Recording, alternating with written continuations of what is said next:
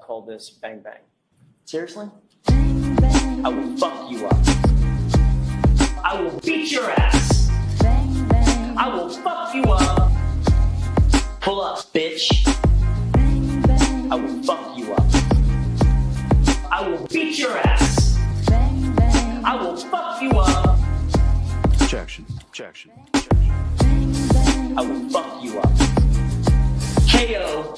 Bang bang. I will fuck you up. You're a bitch, bro. I will fuck you up. I will beat your ass. I will fuck you up. Right? Yeah. The bang bang, the bang bang, pull up. The bang bang, the bang bang, pull up. Right? Yeah. The bang bang, the bang bang, pull up. The bang bang, the bang bang.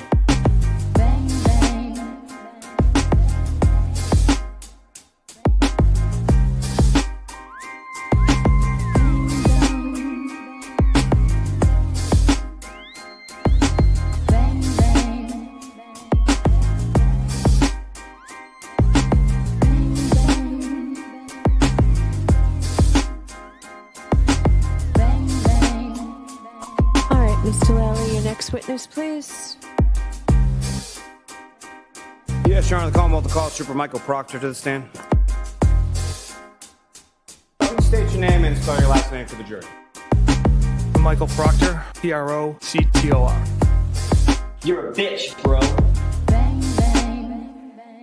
I will fuck you up. I will beat your ass. I will fuck you up. I'm going to allow it.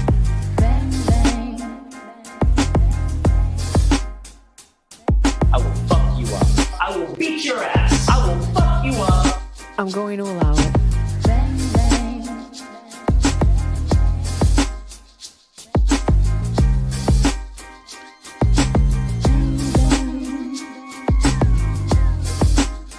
Welcome to the Weekend Live Show. 508 is where I'm from. We run down the biggest stories of the week with you every Saturday night. Let us know in the comments right now where you reppin'. Apache Junction, Taunton, Worcester, Long Island, Manchard, South Florida, Webster, Malden, Framingham, Tucson, Billerica, Salem, Gloucester, Moosop, Connecticut, Charleston, South Carolina, Roslindale, Moosop, Connecticut, London, Hanson, Glendale, Arizona, Lynn, Mapleville, Quincy. Food stamps, leave your clothes, buddy, and date. Then we're screwing up the funny ass guy, man. Have you ever heard of Turtle Boy? Yeah? Are you a fan? 508 is where I'm from. Hey, what's up? 508 is where I'm from. How was that? You a freaking idiot. Stop telling people that I'm mentally deranged and stupid. Call me Aidan. I'm not a doctor, but... Get out of my store, please. You're a fucking loser. You are a loser. You're not a journalist. You're nobody. You're not turtle hair. Don't make such fun of the criminal justice system. NFL on the house, blog out. Let's get this party started.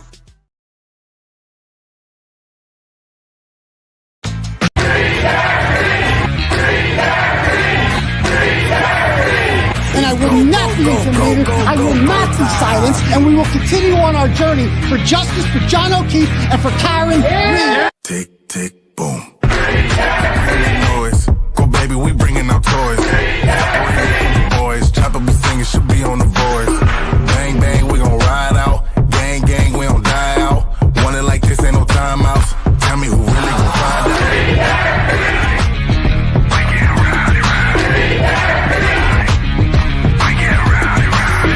We be disturbing the peace. Working, we serving the streets. Karen Reed has supporters who've shown up in large numbers. Tick, tick, boom. Hard body, and not scaring nobody. You make me resort to wildin'. You must be blind by the diamonds. I didn't want it to be this way, but y'all won't need to try this. So it's no way around it. You the loudest one, it's going quiet.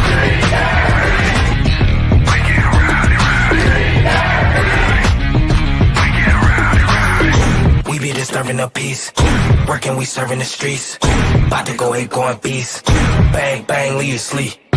This is the first time I think I've ever seen this. An outpouring of support for someone accused of murdering a Boston police officer. Unbelievable situation. Never seen anything like it. Tick, tick, boom. You can't stop me, so who gon' stop me? You can't stop me, so who gon' stop me? You can't stop me, so who gon' stop me? You can't stop me, so who gon' stop me? We be disturbing the peace, working, we serving the streets. About to go ahead, going beast. Bang, bang, leave you sleep.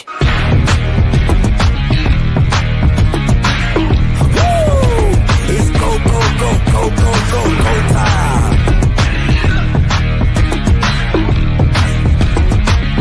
Tick, tick, boom. Boom. What's up, turtle people?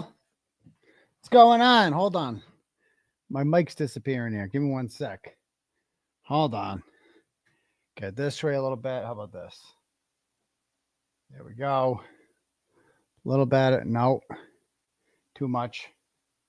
Too much.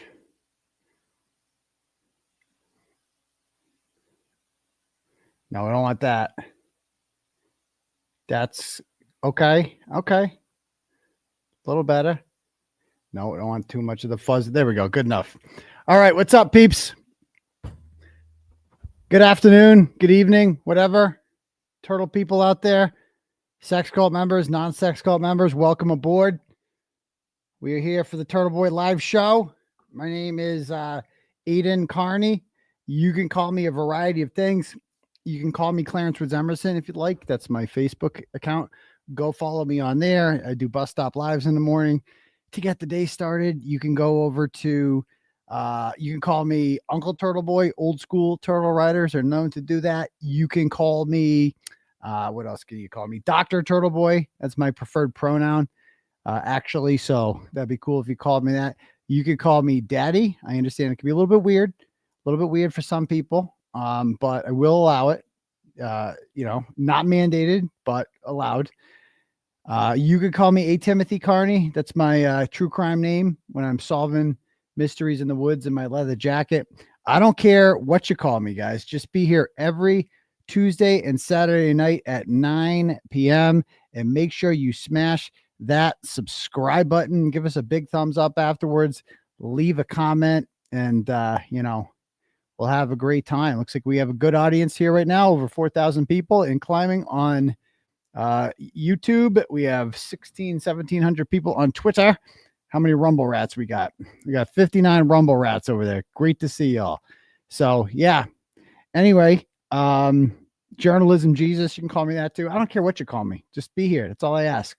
And actually today is, I'm wearing this shirt tonight because a year ago tonight was my last day in jail.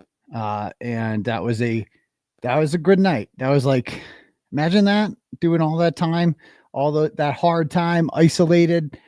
And then it's like your last night. And it was like a kid on Christmas. Like I'm like, this is my last fucking night here.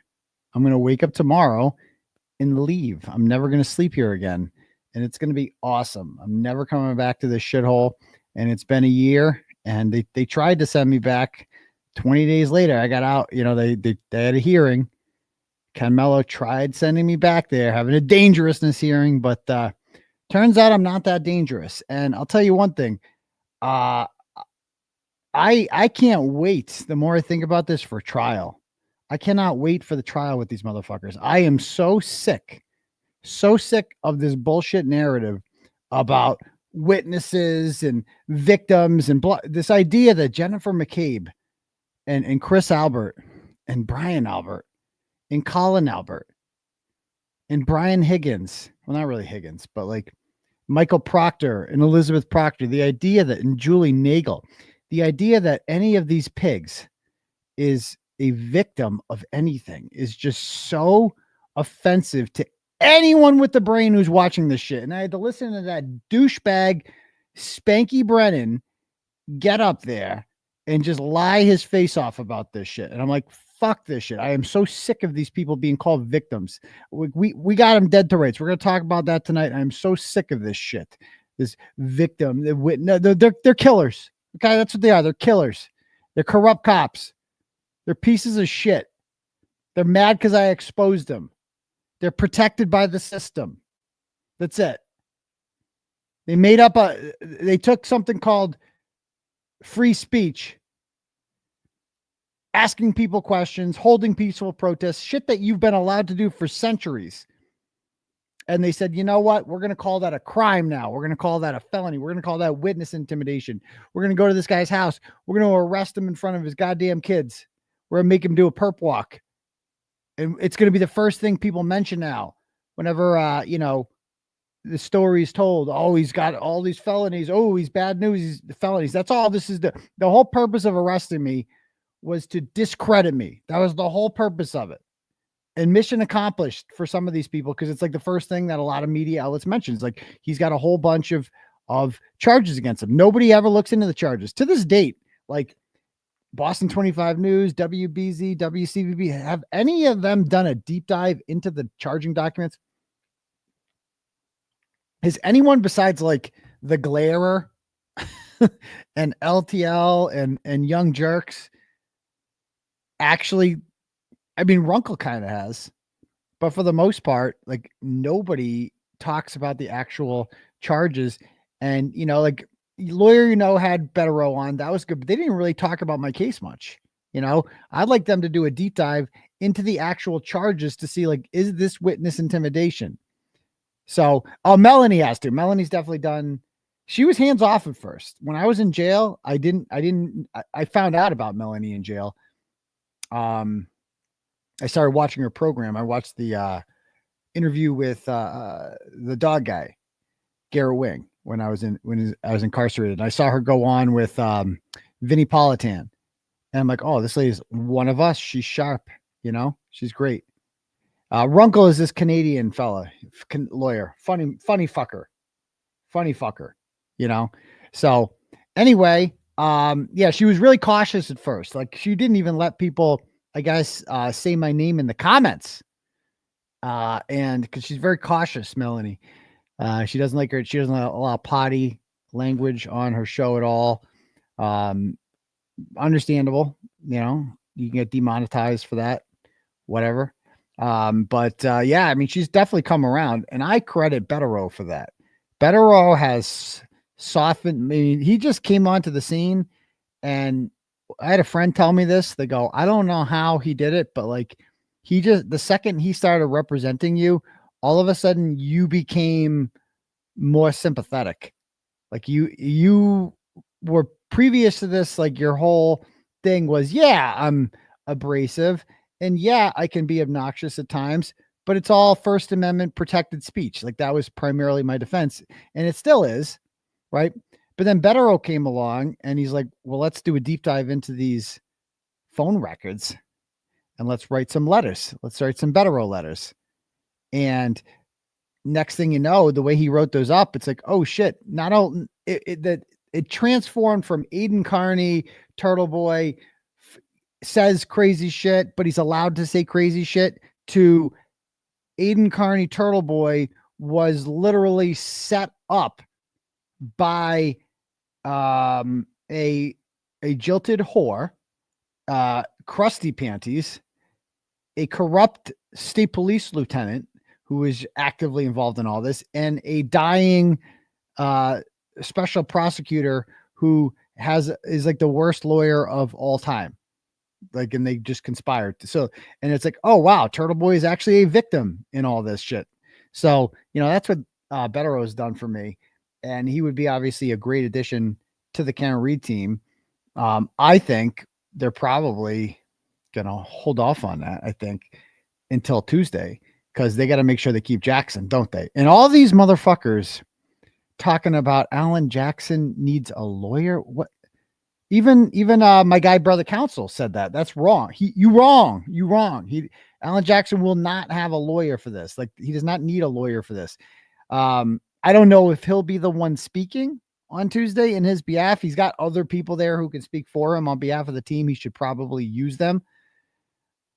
But if I were the defense, I would focus on just not bringing the Bederow thing up until the Alan Jackson thing is resolved, because you don't want to give Auntie Bev a chance to be like, well, okay, fine, I'll give you Bederow, but I'm taking away Jackson. They don't want that. Not that wouldn't be a fine trade. I think that would be an even trade, but Alan obviously knows this case like the back. I wouldn't even say, it wouldn't be an even trade. Alan Jackson knows this case like the back of his hand. Bederow is great and all, but Alan Jackson has been around for quite some time on this case and knows it better than anyone. So it's going to be good. It's going to be good. But all right, cool. Yeah. Alan Jackson did nothing wrong, nothing remotely wrong. And I'd just like to remind everyone that the reason they're doing this is because ARCA said definitively that John O'Keefe was not hit by a car. Could not have been hit by a car. The injuries are not consistent with a motor vehicle collision. It's impossible that this guy, the science and the physics say it's not, according to Dr. Rentschler. And what has happened? What has changed with that? Nothing. I don't give a shit if they paid him $1 million, which they didn't do. It wouldn't change. He can't change the physics of it all. Like, you can't change the science if you get paid off. It's like, don't worry, I'll just lie. He's not lying. Like, the physics are the physics, bro. He can explain it all. Nothing else matters. All these stupid details. Did you bring up that it was nighttime and there's more crashes at nighttime? Well, actually, Spanky, they did. Shh. They did, Spanky. You just weren't listening. Shh. Yeah, real cute, that little motherfucker. That grimy little Spanky. We're gonna have to talk, pal. Me and you. Anyway, so yeah, there's that.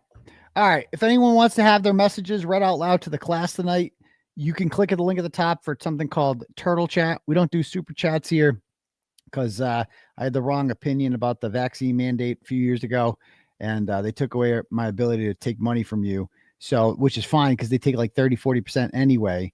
And, so we just had to build our own platform called Turtle Chat, and you can give whatever amount of money you want on Turtle Chat by clicking the link at the top, paying for a message to be read. I'll read your message out loud to the class.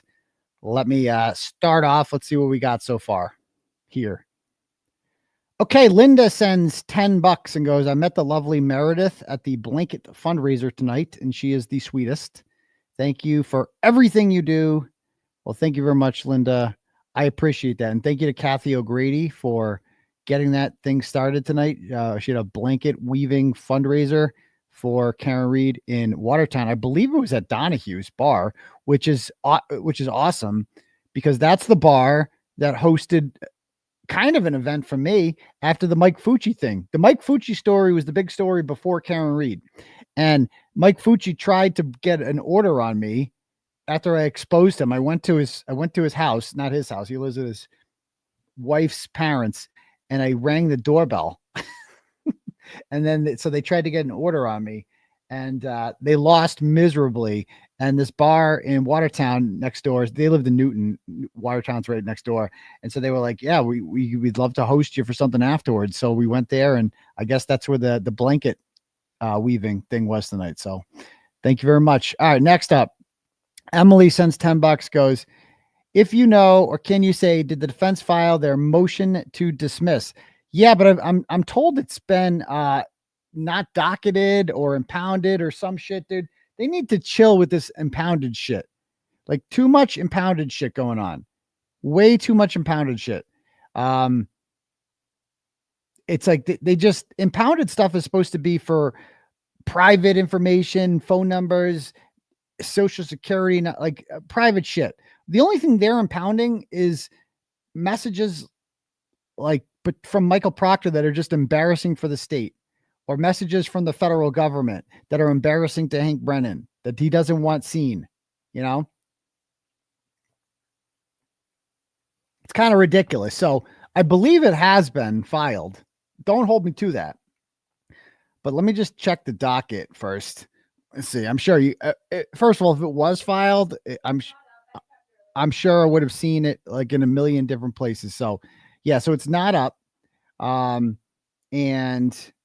yeah, but I think it's been filed, but not docketed because it had to be filed. There was a deadline there. All right. So, it isn't on the docket. Okay, cool. All right. So we'll read it when we read it. I mean, she's going to dismiss it. All these motions do.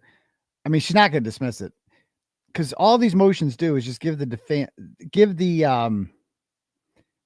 defense a chance to kind of air some of the shenanigans that are going on so the public can see.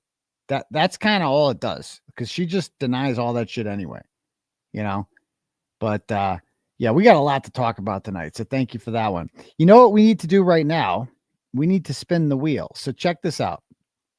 We had a raffle, or we're not a raffle, apologize. Raffles. Big no. I don't know anything about any raffles. A giveaway. And so I'm going to give away now a signed copy of the Turtle Boy Canton board game Turtle Boy edition. I'm going to sign it. And, I'm going to do a cameo for the winner. Okay. So let's see who wins this shit. This is, again, I don't know anything about any raffles. This is a giveaway. A wheel of names. Okay. So let me just see who I feel like giving something to.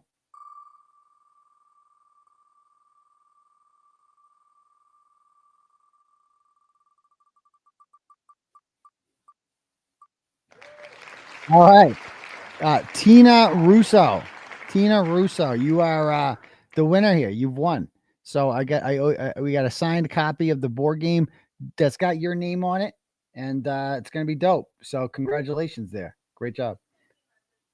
All right, cool. Anyway, let's see. Andrew. All right, cool. All right, next turtle chat we got here. Paul's Court Hand Signs sends $10 and goes, get yourself a glazed donut and coffee. Free Karen Reed and free Turtle. I can't wait. Dude, you know how many donut comments there's going to be for Paul O'Keefe on Tuesday? It's like, he has to go. He never doesn't go. Do you guys think Erin's going to be there? That's the question. And she wasn't at the last hearing. She doesn't go to every hearing. But if she goes this time, it's like as a statement, like, fuck you, Turtle Boy. I don't give a shit about my scumbag husband. It doesn't bother me in the least. I'm cool with it, So we'll find out. We'll find out Tuesday, won't we? All right, next up, we got Cyber Chicken Boston Tuppa sends 50 big ones and says, I can't believe I joined my first sex club Thursday. Those text messages, though, yeah. I mean, I know it's my first sex cult too, and I'm the leader of it, so it's awesome. But congratulations on joining the sex cult. You had a good first show. It was a sexy show.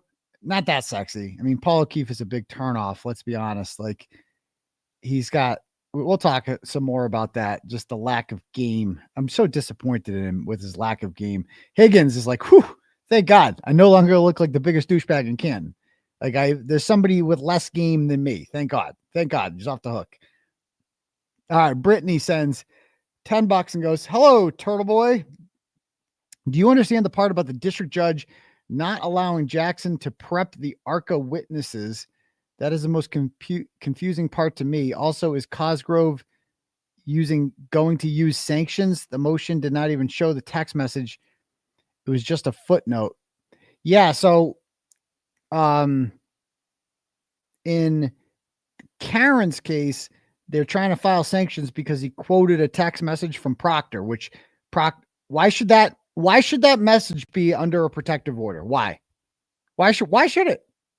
What is the rationale behind the public not knowing that Michael Proctor is still calling Karen Reed's lawyers assholes in text messages 3 weeks after being busted?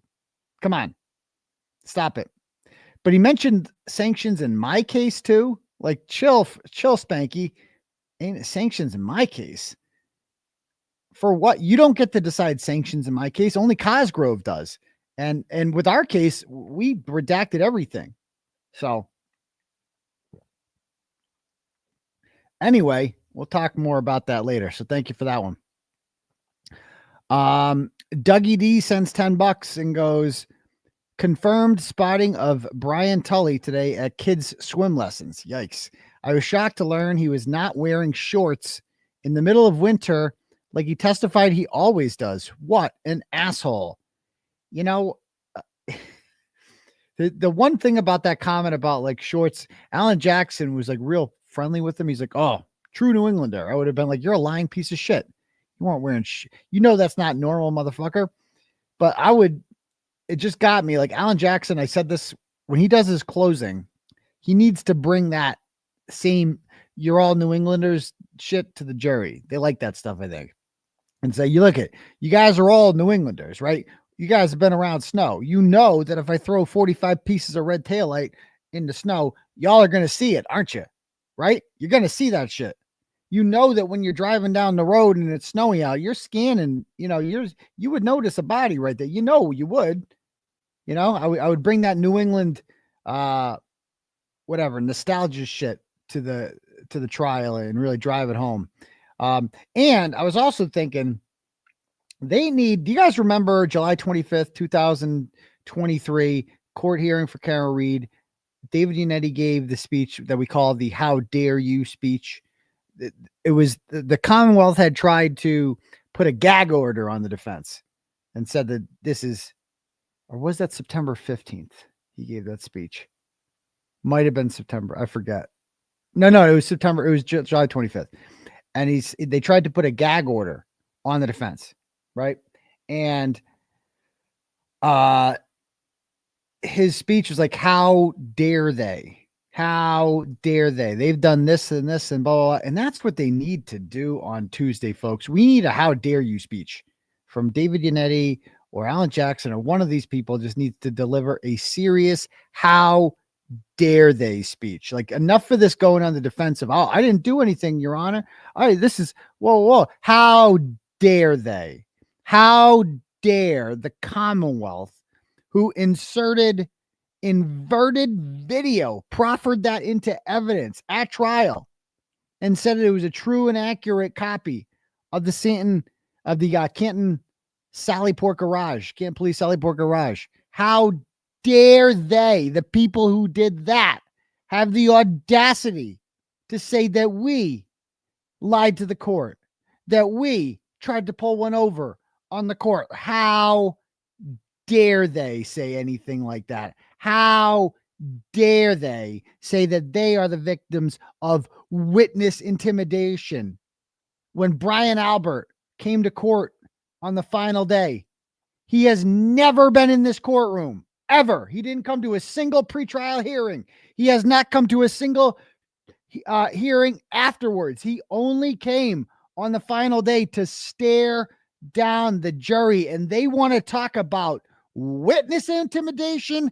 How dare they? How dare they do that? Like, just rip into them. No more, oh, I didn't do nothing. Oh, we're innocent. Actually, we said this on this day and we meant this. None of that shit. We need a full-fledged how dare you speech on Tuesday. No more of this pussyfooting around with making up excuses for what we said and rationalizing this and explaining this. Fuck all that. We need a how dare they speech. Done. Fuck these people. I am not going to be lectured about ethics by a Commonwealth that never disclosed that Michael Proctor is good friends with the people who live in this house behind me. Never disclosed that. That lost John's arm tissue samples. It's just gone. That found embedded pieces of taillight in his sleeve 18 months after the fact. That don't know where a fucking dog is, and now they're claiming the dog's fucking alive. Are you kidding me? How dare they do any of that shit? You're gonna come at me with it. You're gonna accuse us. This judge is gonna sit up there shaking and convulsing, and fuck all you feminists too, because I'm fucking right about this, and you're wrong. Shut up. This isn't to insult you. It's just a fact. What Auntie Bev did in court on Tuesday set back women's rights centuries. What you saw on there is why women couldn't vote until 1920. It's a fucking fact. Not an opinion. It's a fact. And if that's too real for you to handle, then get the fuck out of here. Go somewhere else. Because that's exactly what happened. She acted like a chick up there. Okay. And that's not to say men don't behave badly and shit like that. But she couldn't keep her fucking shit together for 5 seconds. She acted like an angry, jilted chick who just couldn't keep her shit together and put a fucking game face on. That's it. That's a fucking fact. Shaking, so nervous. Shut the fuck up, Bev. Who cares? Who cares? Oh, yeah, okay. There's a guy. Oh, my God, an email in which they discussed payment. Oh, no, they're not working for free. Oh, dear fucking God, I'm going to fucking lose it. Shut the fuck up. Oh, my God, she's so full of shit. Anyway, so that's that. All right, next up. Brittany sends $10. No, I already read that one. Jane sends $10, goes, good detective work. I appreciate that, Jane. Thank you very much. Next up after that, we have Rebecca sends $10, goes, Spanky needs to keep Bederow's name out of his mouth. Yes, he does. He needs to have some respect on that name. So thank you very much. Karen Reed's Innocent Conscience sends $5, goes, Brian Higgins, when will you ever realize I was never interested in you? How about you go enjoy some glazed donuts with Paul O'Keefe? Whew, wouldn't recommend it. They're extra salty, those ones. Thank you. Colleen sends $5 and goes, hi, Turtle Boy. First of all, I love you. You were in attendance at our Karen Reed themed party. We had head cutouts for all our faves to watch her special. Anywho, I sent you a Facebook message, but wanted to point out that somehow the Simpsons could even predict Spanky, Professor Frank in his doppelganger. What a stale piece of shit. Yes, I got that. Thank you very much, Colleen. I appreciate that. Bob sends $10, goes, Turtle Boy, I always thought Paul O'Keefe was a fraud, but your amazing scoop just shows what a low-life scumbag he is for real. Poor Aaron O'Keefe. Now, fuck Aaron O'Keefe, too. Fuck her. Having to live with that loser, choosing to live with that loser, choosing to. Speaking of losers, I run into Colin and Julie Albert a few times per week at the Dunkin' Donuts in Canton. Keep going, brother. Bob. Maybe is she getting those donuts for Brian Albert Jr.? I don't know. All right, next up. Danielle sends $25, goes, Aidan, correct me if I'm wrong, but wouldn't someone have to pay for travel expenses for the ARCA witnesses to testify despite them being independent? Yeah, somebody's got to pay for that. Yeah, I mean, they're not, it's like, I don't get what the big deal is. 23 grand ain't shit. Drop in a bucket. Who cares? Again, you could pay them whatever you want. The science is the science, period. They don't like the fact that ARCA said she got hit by a car. And we're going to talk about some of the witness intimidation going on with the ARCA experts shortly after this.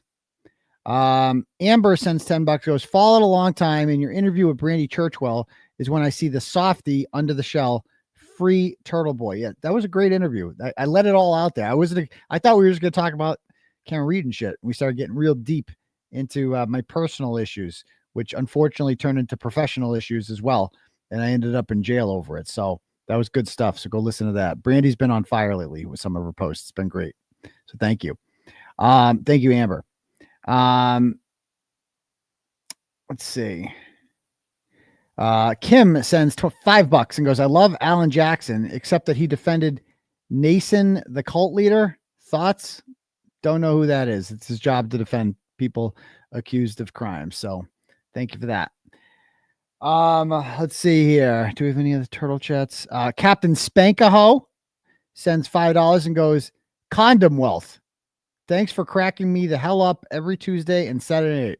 My pleasure, Captain Spankaho. My pleasure. Lisa sends $10, goes, hey, Unc, just checking in to let you know I'm still rocking with the turtle and will forever support your awesome journalism and work. Well, thank you very much, Lisa. I don't know where I'd be without you. Appreciate that. Carrie sends $10, goes, Unetti did a how dare they over the inverted video on 6/10/24. Bev sighed so big and told him to stop the hyperbole. That's so true. Video clip on my X page. That's right. That's right. It's unreal to contrast, with last week. That's a good point. Let me go check that out. Go check out your Twitter. Carrie Cherry 75. Oh, it's Carrie Ann. Oh, we go see if I can see here. Pull this up.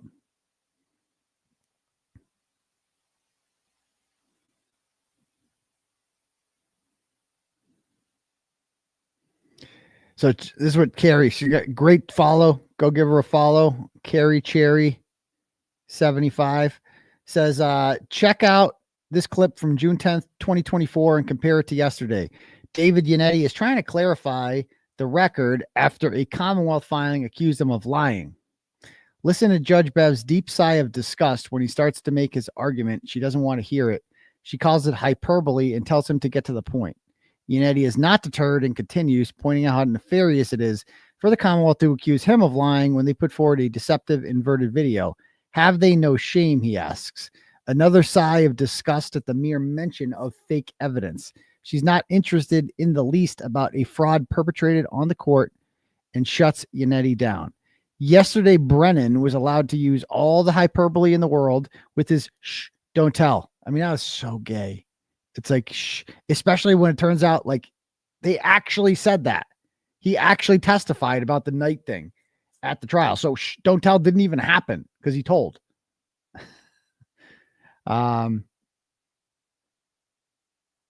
She didn't shut him down or tell him to move once. Yeah, waving around papers, that whole thing, pounding on the podium, using the word nefarious. And while doctored evidence shown to a jury was no biggie to her, the possibility that the defense didn't turn over witness prep communications caused her to storm off the bench and come back gasping for breath, shaking and considering tossing attorney off the case. Sergeant Buchanan, let me pull this up. Pursuing such a claim. Can you imagine the nerve of the Commonwealth to spin that into This is the hyperbole I don't need. Could you please get to the point? We've got a jury coming in 15 minutes. I understand, but this is my integrity has been attacked. There have been allegations of bad faith that has been attacked, and I need to defend myself and my client. We were only discussing at that time whether canine DNA was still outstanding, and I succinctly replied, no.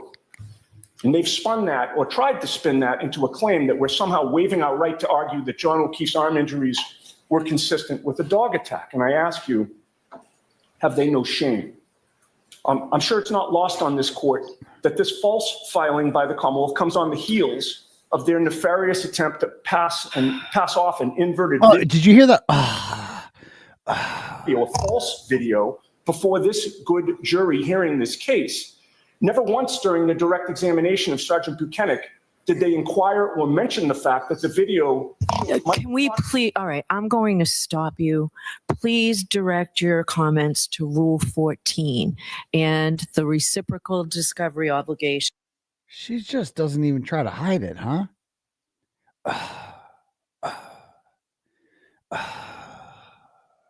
These judges, man. She's fucking horrible, man. Absolutely horrible. That's such a good point, though, Carrie. It's like that's the same shit.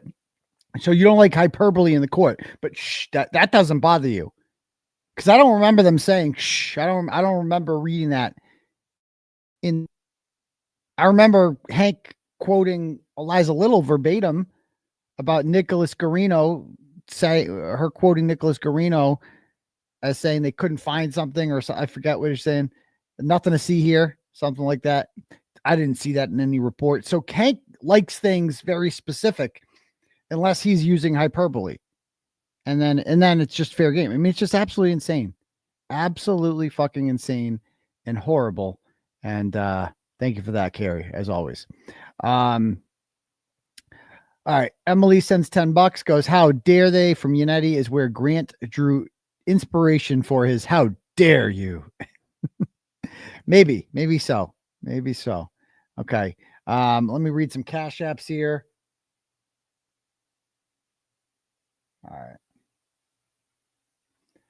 All right. Mark sends $10 and goes, bring a box of glazed donuts with you on Tuesday. Offer them up to Paulie. You know, maybe he's hungry.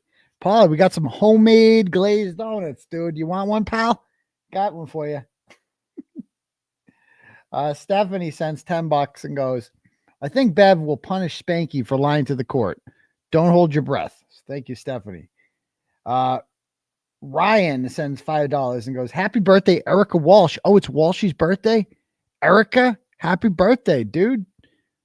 My homie.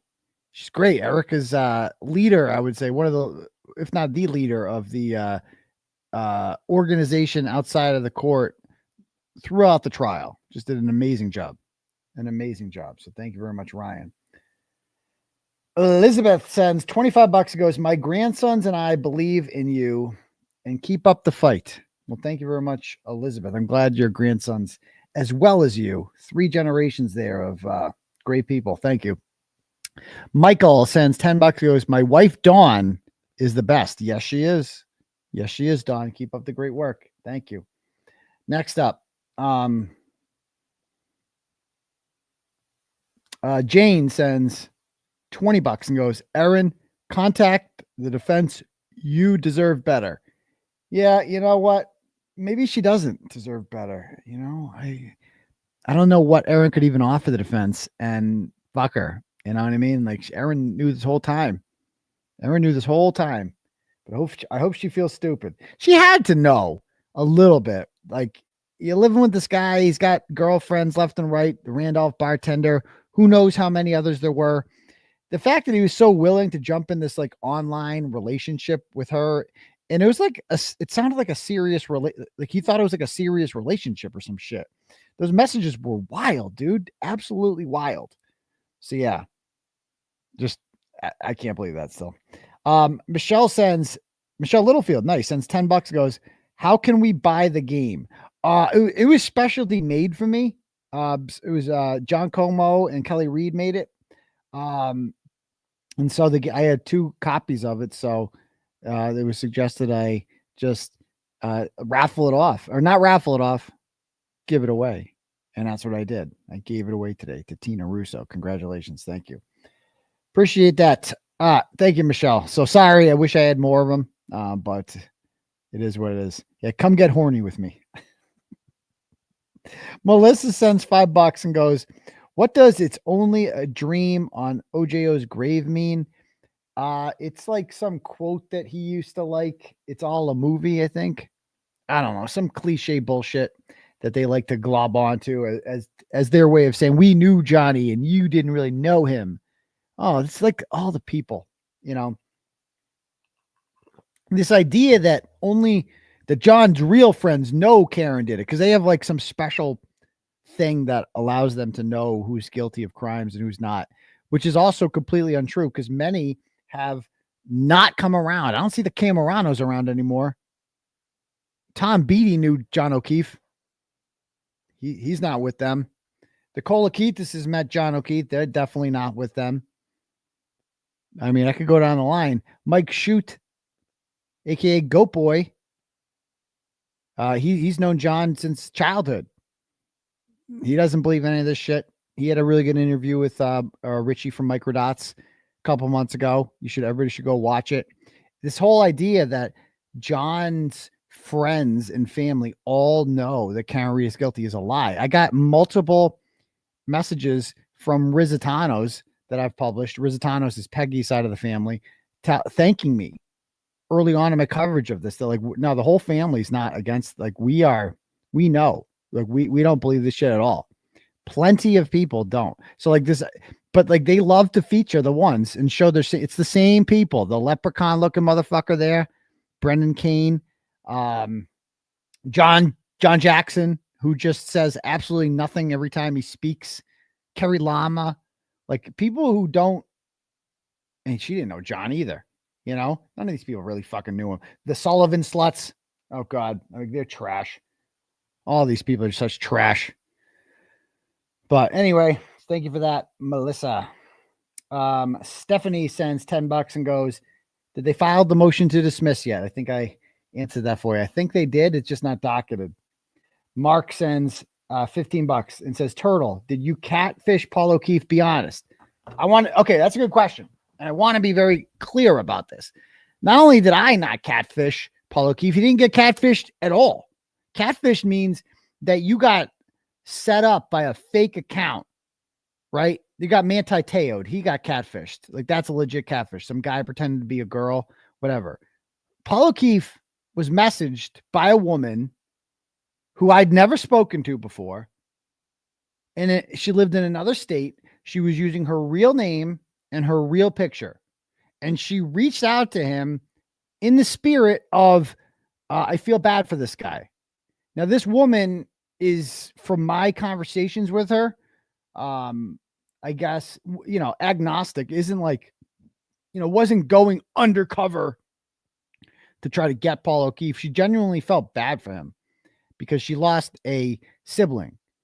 And so she kind of understood, whatever. She wanted to reach out to him. I don't know why people do what they do, but she reached out to him. And within, a day or two, he's hitting on her and gets her number, and they're texting. And you've read those text messages. And in a lot of the messages, quite frankly, I mean, I haven't read them all.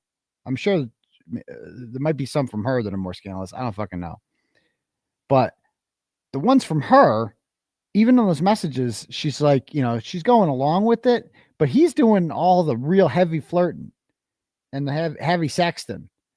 And she's just like, she's going along with it. She could just ghost him. She could have done that. She chose to keep engaging with him. But at the end of the day, I think like she reached out to me because she had reached a point with him that she was just disgusted by him. She's like, I reached out to this guy to let him know, hey, got your back, whatever. And then he just starts hitting on her. And, she went along with it. But she like from my conversations with her, she was grossed out by it. Like she was just like, not grossed out, but like kind of like, what the fuck is wrong with this guy? Like, why is this guy a jerk? Why is he drinking all the time? Why is he so defensive of the McAlberts? And why is he like, she's like, he would get angry at her when she would mention Jennifer McCabe. Like if he said anything that wasn't like wicked nice about Jennifer McCabe, he would get angry. So again, I don't know this woman. I'd never met her before. She lives in another state. And if she was just some chick that was like messing with them, I wouldn't have written it. But it's what Paul said in those messages. Like and the fact that he laughed at the Higgins shit too. We're going to talk about that too. The fact that he thought that stuff was funny and like they used that against Karen, like fuck them. No, Paul, you're just as bad. Okay. Like Paul is everything that he pretends Karen is. He drove drunk and almost killed an elderly man. Took no responsibility for it whatsoever. That's it. And I'm sorry that he lost 2 siblings 3 years ago. He lost his brother. Right. That doesn't excuse his behavior. And honestly, I have more reason to hate him than all you. Like I have my own personal thing. I understand if you don't hate him the same way I do. I hate that motherfucker. I hate Paul O'Keefe. Right. I hate what he did. I hate what he said about his kids. I hate what he said about my kids. Like what he said about my kids was disgusting.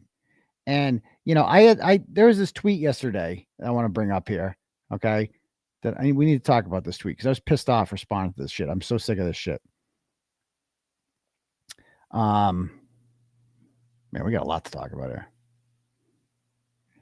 All right. So I saw this tweet and a lot of people were talking about, this is from Dag Nabbit. This is Dara Murphy, she's a Karen Reed supporter and she used to be a supporter of mine. I think she was with Sean of the Gulf or something. And she just got real snarky lately. I don't know what her problem is. I like her content. I don't know why she has to be a cunt sometimes, but it is what it is. Anyway, Dara's got this tweet and I'm going to read it to you. Okay. And it starts off good. It says, I've been grateful every day for my sobriety the past 9 years. Grateful to my family and friends, of course, but most profoundly grateful to the program and people of Alcoholics Anonymous, without whom I'm 100% certain my life would either be over altogether or very dark indeed. So good for her. I see this and I'm like, that's more power to her. Talking about this, talking about your demons and things you've overcome. Good for you. That's nice, but it evolves into something. It's rare. It's a rare drunk or addict who doesn't arrive at recovery with the suitcase weighted so heavily with the shame of traumas, regrets, and transgressions that we are one step away from drowning in an ocean of despair if we have to carry the burden for one more step. The most foundational condition of AA is anonymity, because without it, very few would be able to let go of their paralyzing shame and repair their lives and relationships in sobriety. Great. The pain of what we did and who we hurt while drunk or high is strong enough without an anonymous space to be honest about what happened and what we did. The fear of public shaming would be too high to ever step through the doors of AA. This is all good stuff so far. Okay, cool. And then this happens. So fuck this noise. All right. So this is about Paul O'Keefe. A person's private family and marital struggles are none of my business. Their sins are not for me to judge. Their children are innocent. Their spouses are not to blame and never to be punished for the worst behaviors of the addict. So this is turned into like, oh, let me talk about my personal struggles to let me make excuses for Paul O'Keefe. That's what this is. Let me make excuses for Paul's disgusting, deplorable behavior. Disgusting, deplorable behavior. And stop blaming it on alcohol. Maybe Paul's just a dickhead. I mean, has that ever crossed somebody's mind? Like he's just a dickhead, and like we're just going to blame alcohol for this? How do you know alcohol is? Do you know? You don't know Paul O'Keefe. You don't know if this is the reason he is the way he is.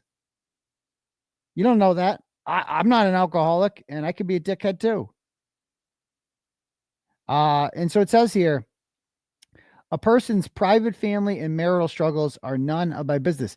That is not what the purpose of the article was, to talk about Paul's personal family struggles. I don't give a shit about any of that. What he said about his own kids is not that he hates having kids, is not a personal family struggle. That's like insane. It's like some ratchet shit. No one should ever say ever about their kids ever, that they hate having kids. Okay? And Paul O'Keefe made it personal with me. Paul O'Keefe brought Lindsay Gattani with him to court. He doesn't know her. He didn't know her before. The only thing he knew about Lindsay Gattani was that, oh shit, this woman lied and put Aidan in jail, so I want to become friends with her. And then I want to call her and have her come to court with me and tell her to bring a restraining order so that Aidan has to leave. That's what I'm going to turn my brother's trial into. And then people like him have the audacity to go on with Christina Rex and say that I've made this into a circus and Karen Reed has made this into a circus. This motherfucker brought Lindsay Gattani with him to court, the fake victim. Explain that one to me, Dara. Explain how that's a personal thing. It's not a personal thing. That's just him being a dickhead. He did that sober. Imagine bringing somebody. This is your brother's murder trial. He was murdered. And whether or not Karen Reed did it and what he thinks, of course, we know she didn't do it, but Paul thinks she did. So that's a serious and somber thing, right? So he should be focused on that. Why is he bringing some whore with him to court who's famous for one thing? Riding the turtle and sending me to jail. That's it. That's the only thing he knows about her. Period. I mean, what kind of garbage shit is that? We're going to defend that? That's a personal family thing? Their sins are not for me to judge. Well, Paul's sitting there in fucking judgment of everyone else's sins. My sins, Karen Reed's sins. He's very judgmental. Okay? For the private pain and missteps of any, this is what it really got to me. For the private pain and missteps of any person, addict or not, to be amplified exponentially by public mockery. Oh, you kind of how they did that to Karen Reed. Yeah, okay. Which will indiscriminately traumatize innocent family members and children. Okay. Maybe for life, is an act so odious and immoral. Oh, it's so odious and immoral that the ones who laugh and propagate it are almost as bad as the ones who throw the stones first, and the ones who stay silent should be ashamed too. So you are bad if you thought that Paul O'Keefe article was funny. You are bad if you thought that's karma, motherfucker. You're a bad person. Dara Murphy is casting judgment on you. Okay. She's looking down on you. You're a bad bad person. You know? So it's just like, are you fucking kidding me? Fuck off your high horse. Oh, the fuck you think you are, Dara? I wish every member of the O'Keefe family nothing but healing and grace. Oh, right. Healing and grace. Right. Because that's what Peggy O'Keefe deserves when she's sitting in court mocking David Unetti, throwing her hands up in the air, bringing the McAlberts to court with her. I mean, we're past this shit. If you're one of these people who's still like, oh, I wish nothing but grace on the O'Keefe family, motherfucker, they align with the enemy. They're not stupid. They know. They're not drunk. They're doing this on purpose because they're dickheads. How have you not figured this shit out yet? I said this 2 years ago and everybody got mad at me for it. Well, I turned out to be right when they showed up with the McAlberts on the last day, and people are still they're still saying this shit. Get the fuck out of here with your self-righteous bullshit. So I respond. I go, thanks for sharing, and I'm happy to hear that your recovery helped you out so much. Paul O'Keefe sought out and conspired with a lying piece of shit who put me in jail and brought her to his brother's murder trial for the purpose of violating me and sending me back to jail. He wrote me a deranged message in July in which he invoked my children who suffered immensely due to my incarceration. And he said he was doing everything in his power to put me back there. I must have missed your tweet condemning Paul O'Keefe's immorality for taking part in that. And then I said, it's pretty clear that's what she's doing. At first, I thought it was a genuine post, because that's what's fucked up about this post. This post started off with like, oh, look at me. I'm going to talk about my own struggles and I'm coming out. Okay, that's good. I'm all for that. And then it quickly turned into, you're a bad person if you think Paul O'Keefe is a dick.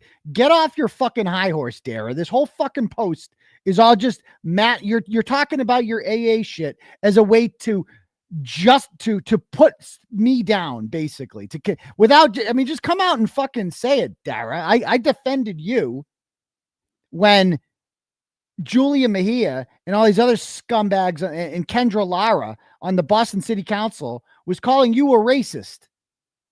Remember that? They're all calling you a racist on there, and I defended you. That's how you found me. That's how we started talking. But I guess it works one way, I guess. It works one fucking way. These fucking people. Yeah, this is her way of saying Turtle Boy bad, me good. I'm a good person. And like, I just like to remind, I'll never forget this shit that Paul O'Keefe wrote me. This is a demonic thing. He's obviously drunk when he sends this at 1 a.m. I'm taking you down. I hope you know that. You're done. He could have stopped there, but he kept going.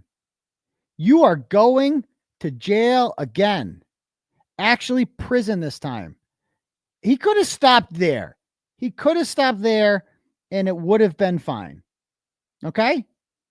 He could have stopped right there and it would have been perfectly fine. But instead, he kept going.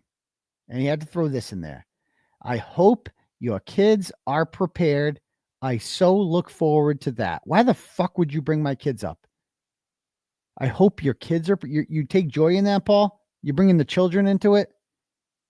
They missed me for 60 days. They had no idea where I am. And you're like, you're looking forward to that. Separation, children from their parents. Fuck him and fuck you, Dara, and fuck every single other motherfucker who wants to give grace to this piece of fucking garbage, Paul O'Keefe. That's what he is. He's a piece of shit. Fuck you. I must have missed your virtue signaling post condemning this fucking behavior from Paul O'Keefe. It's disgusting. It's disgusting. Unlike Paul O'Keefe, I actually give a fuck about my kids, and I would never put in writing that I hate having kids. I would never say that. Okay? He would. He actually put that in writing. He wrote that down in the process of trying to get pussy.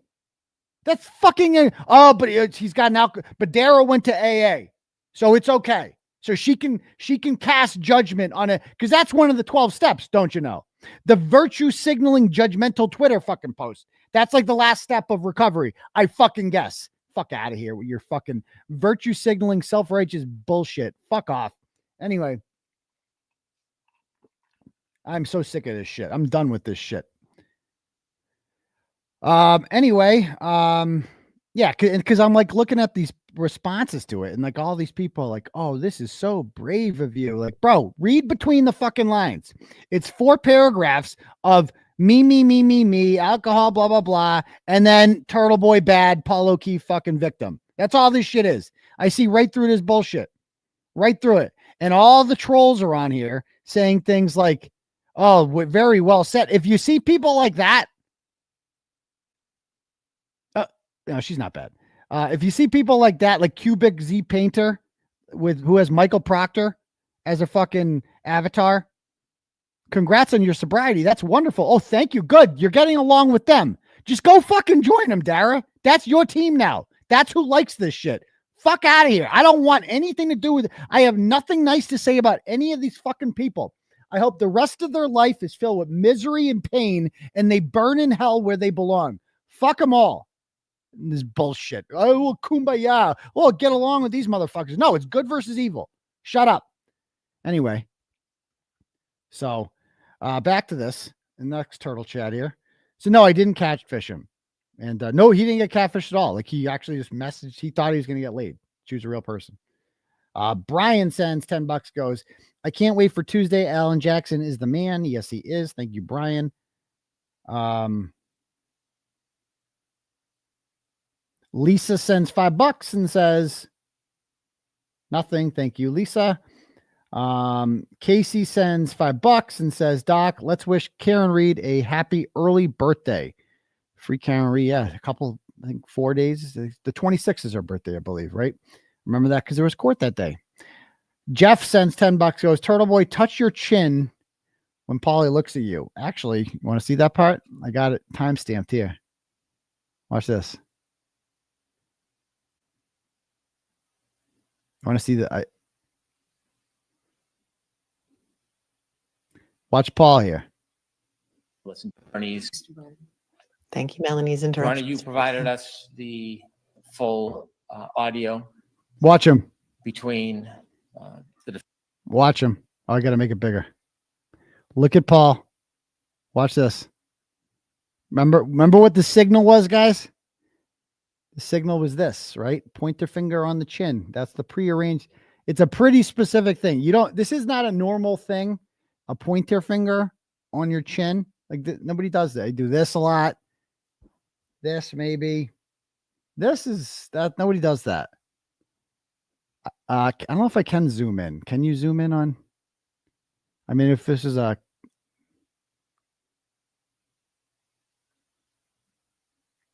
No, it doesn't let you zoom in. Unless there's a thing here. Setting, can you zoom? Playback speed. Just watch Paul here. You ready for it? Defendant attorney. There it is. Look at it. Look at it. There it is. There it is. I'd like to have it transcribed. Look at the full audio between. Ready? The defendant attorneys. There it is. And there Ms. it is. Foss. There's a I'd signal. like to have it transcribed. That's the signal. He did the signal.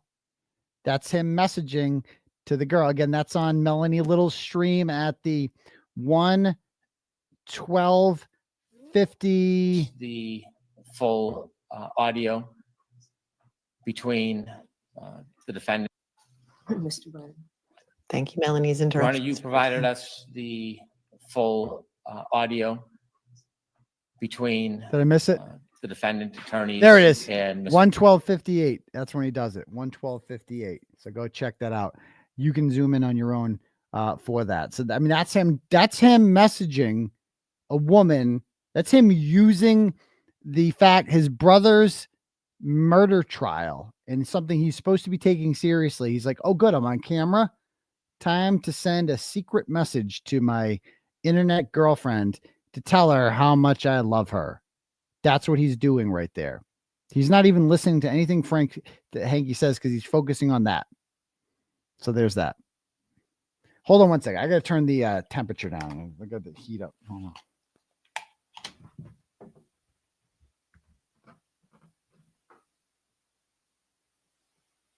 All right, that works.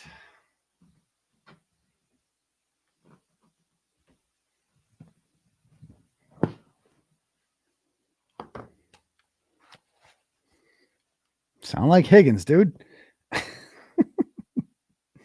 All right. So there's that. So thank you, Jeffrey, for that. Dono. Lisa sends $5 and goes, did Proctor go to BC?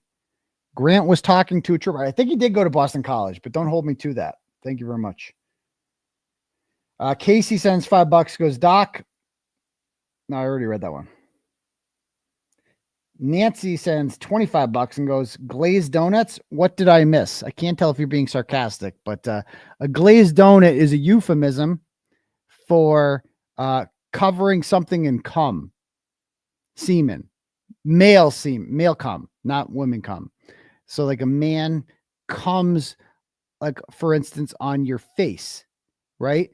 And just comes everywhere on it. Like you get the bukkake, it's just covered in cum, and it resembles a glazed donut.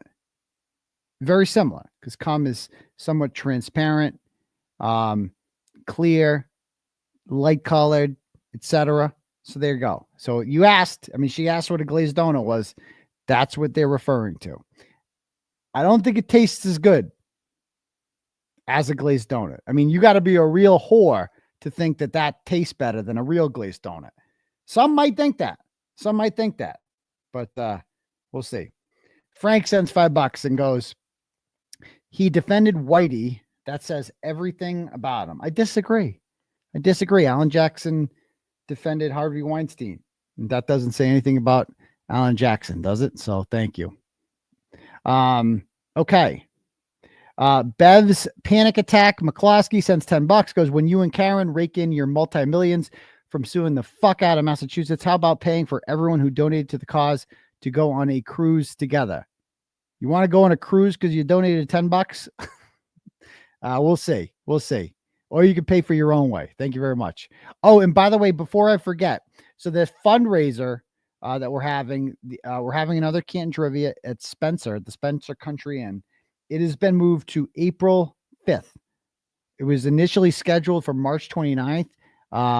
Bad day. I have my sister's wedding that day. So April 5th is going to be the new date for it. So there's that. Okay. Next up. Corey sends $8 and goes, good evening, sir. In all seriousness, in your opinion, did Mr. Brennan drastically miscalculate his ability to persuade the public and thereafter not fear reprisal and loss of potential clientele upon his likely turn to private practice after Kara was rightfully finally quitted? No, I don't. I think that his whole thing has gone over well with the media. The media has bought into it. They're like pushing this whole narrative, right? That says that they're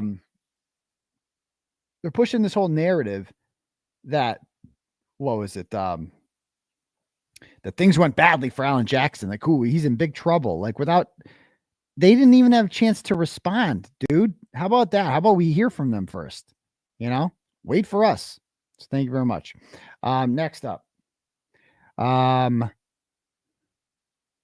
Christopher sends $50 and goes, I know AJ probably won't get kicked off Karen's team, but just imagine Auntie Bev denying Bederow and bootleg and booting AJ. Can't deny the cunt would do that. Thank you for all you do, Turtle Boy. I don't think she would. That's just too much. That's just too, you can't take away a defendant's attorneys. Like, you can't do that to her, Thank you. Katie sends 100 big ones. Thank you, Katie. And says, you're my hero. Keep up the good fight. You have my vote for president. Well, I don't think I'm going to be running for president anytime soon, but I'm glad that I can be your hero, and you can vote for me anyway. I'll take it. So thank you very much there, Katie. Karen sends $10, goes, me again, all caught up now. Thank you for all the updates on the Paul info. My pleasure. Thank you. Glazed Donut sends $10 and goes, I think it's funny how Paul says that Jackson defends rapists and murderers, yet the person prosecuting Karen has defended the same. I know. And Chris Albert literally killed a man, and he's got no qualms with that guy. They walk into court together. So thank you. Amy sends $25, goes, absolutely no upstanding man would say I hate having kids. Paul O'Keefe is pure trash. Aidan, you deserve a journalism award for everything. Well, thank you very much, Amy. Karen sends $25 and goes, sorry if I missed some insight earlier. I'm curious if you got any feedback from the amazing uncovering of the glazed donut. Piggy O'Keefe must be so proud of her son. Yes, very true. A-Rod sends $10 and goes, how dare Hanky cry and whine in open court about his concern when Bederow jumps on the Karen Reed team. Hanky claiming the witnesses are getting abused, harassed. Yannetti should ask Hanky why all of the O'Keefe supporters are harassing Dr. Wolf and his wife. Wolf is a witness. They are also putting out Rick Green's personal stuff. Green is also a witness. Is that okay? And that's exactly what I mean, A-Rod Rodriguez. Okay. They have, if you guys haven't seen this yet, these motherfuckers are like bragging online about like this one.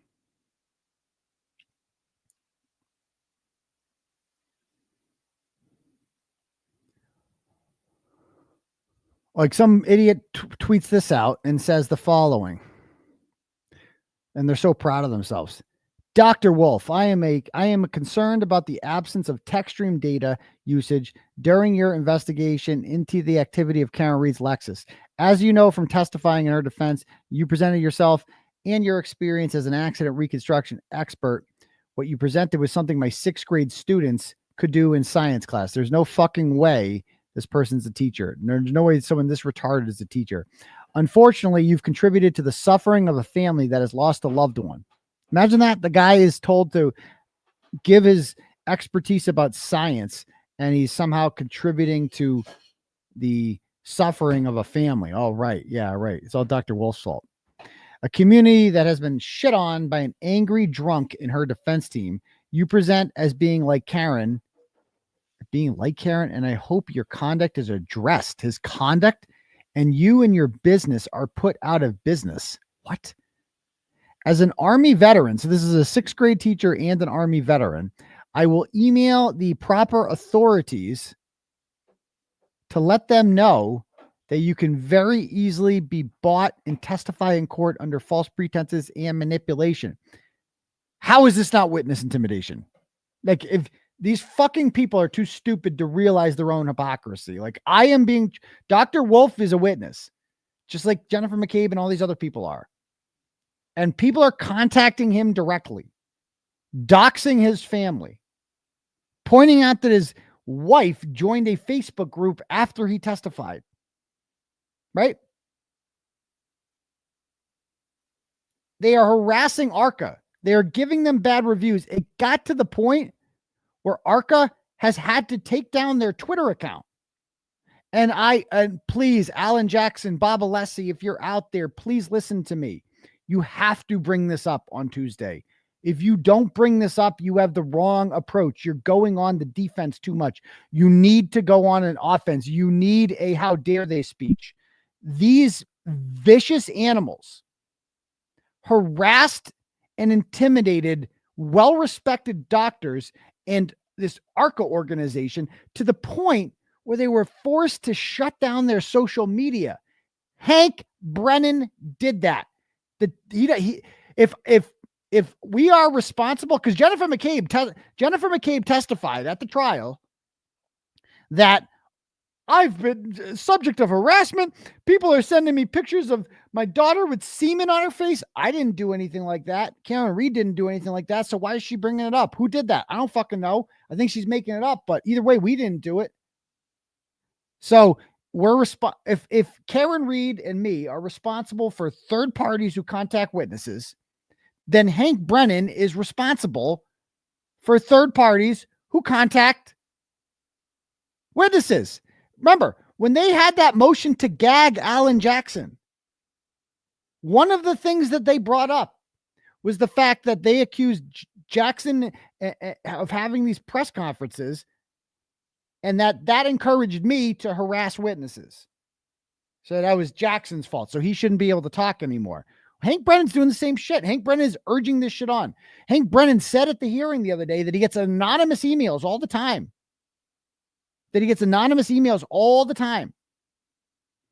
And that he then forwards them to the defense as a way to be transparent, as if there's like some vital information in there. Spoiler alert, there's not. The only thing he sends them are these messages, and let's see if I can find one, are these messages that he gets from trolls, basically saying Karen Reed sucks. She's a bad person. He then forwards them to the defense. Here it is. Let me pull this up.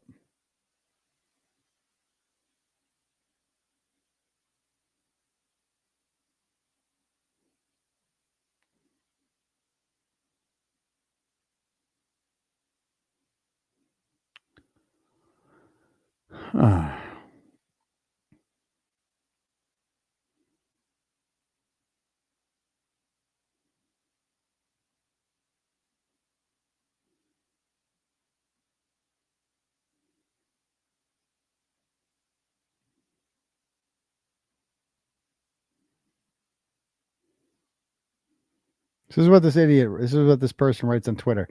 Did you hear, whoever CV Jules is, did you hear Hank Brennan?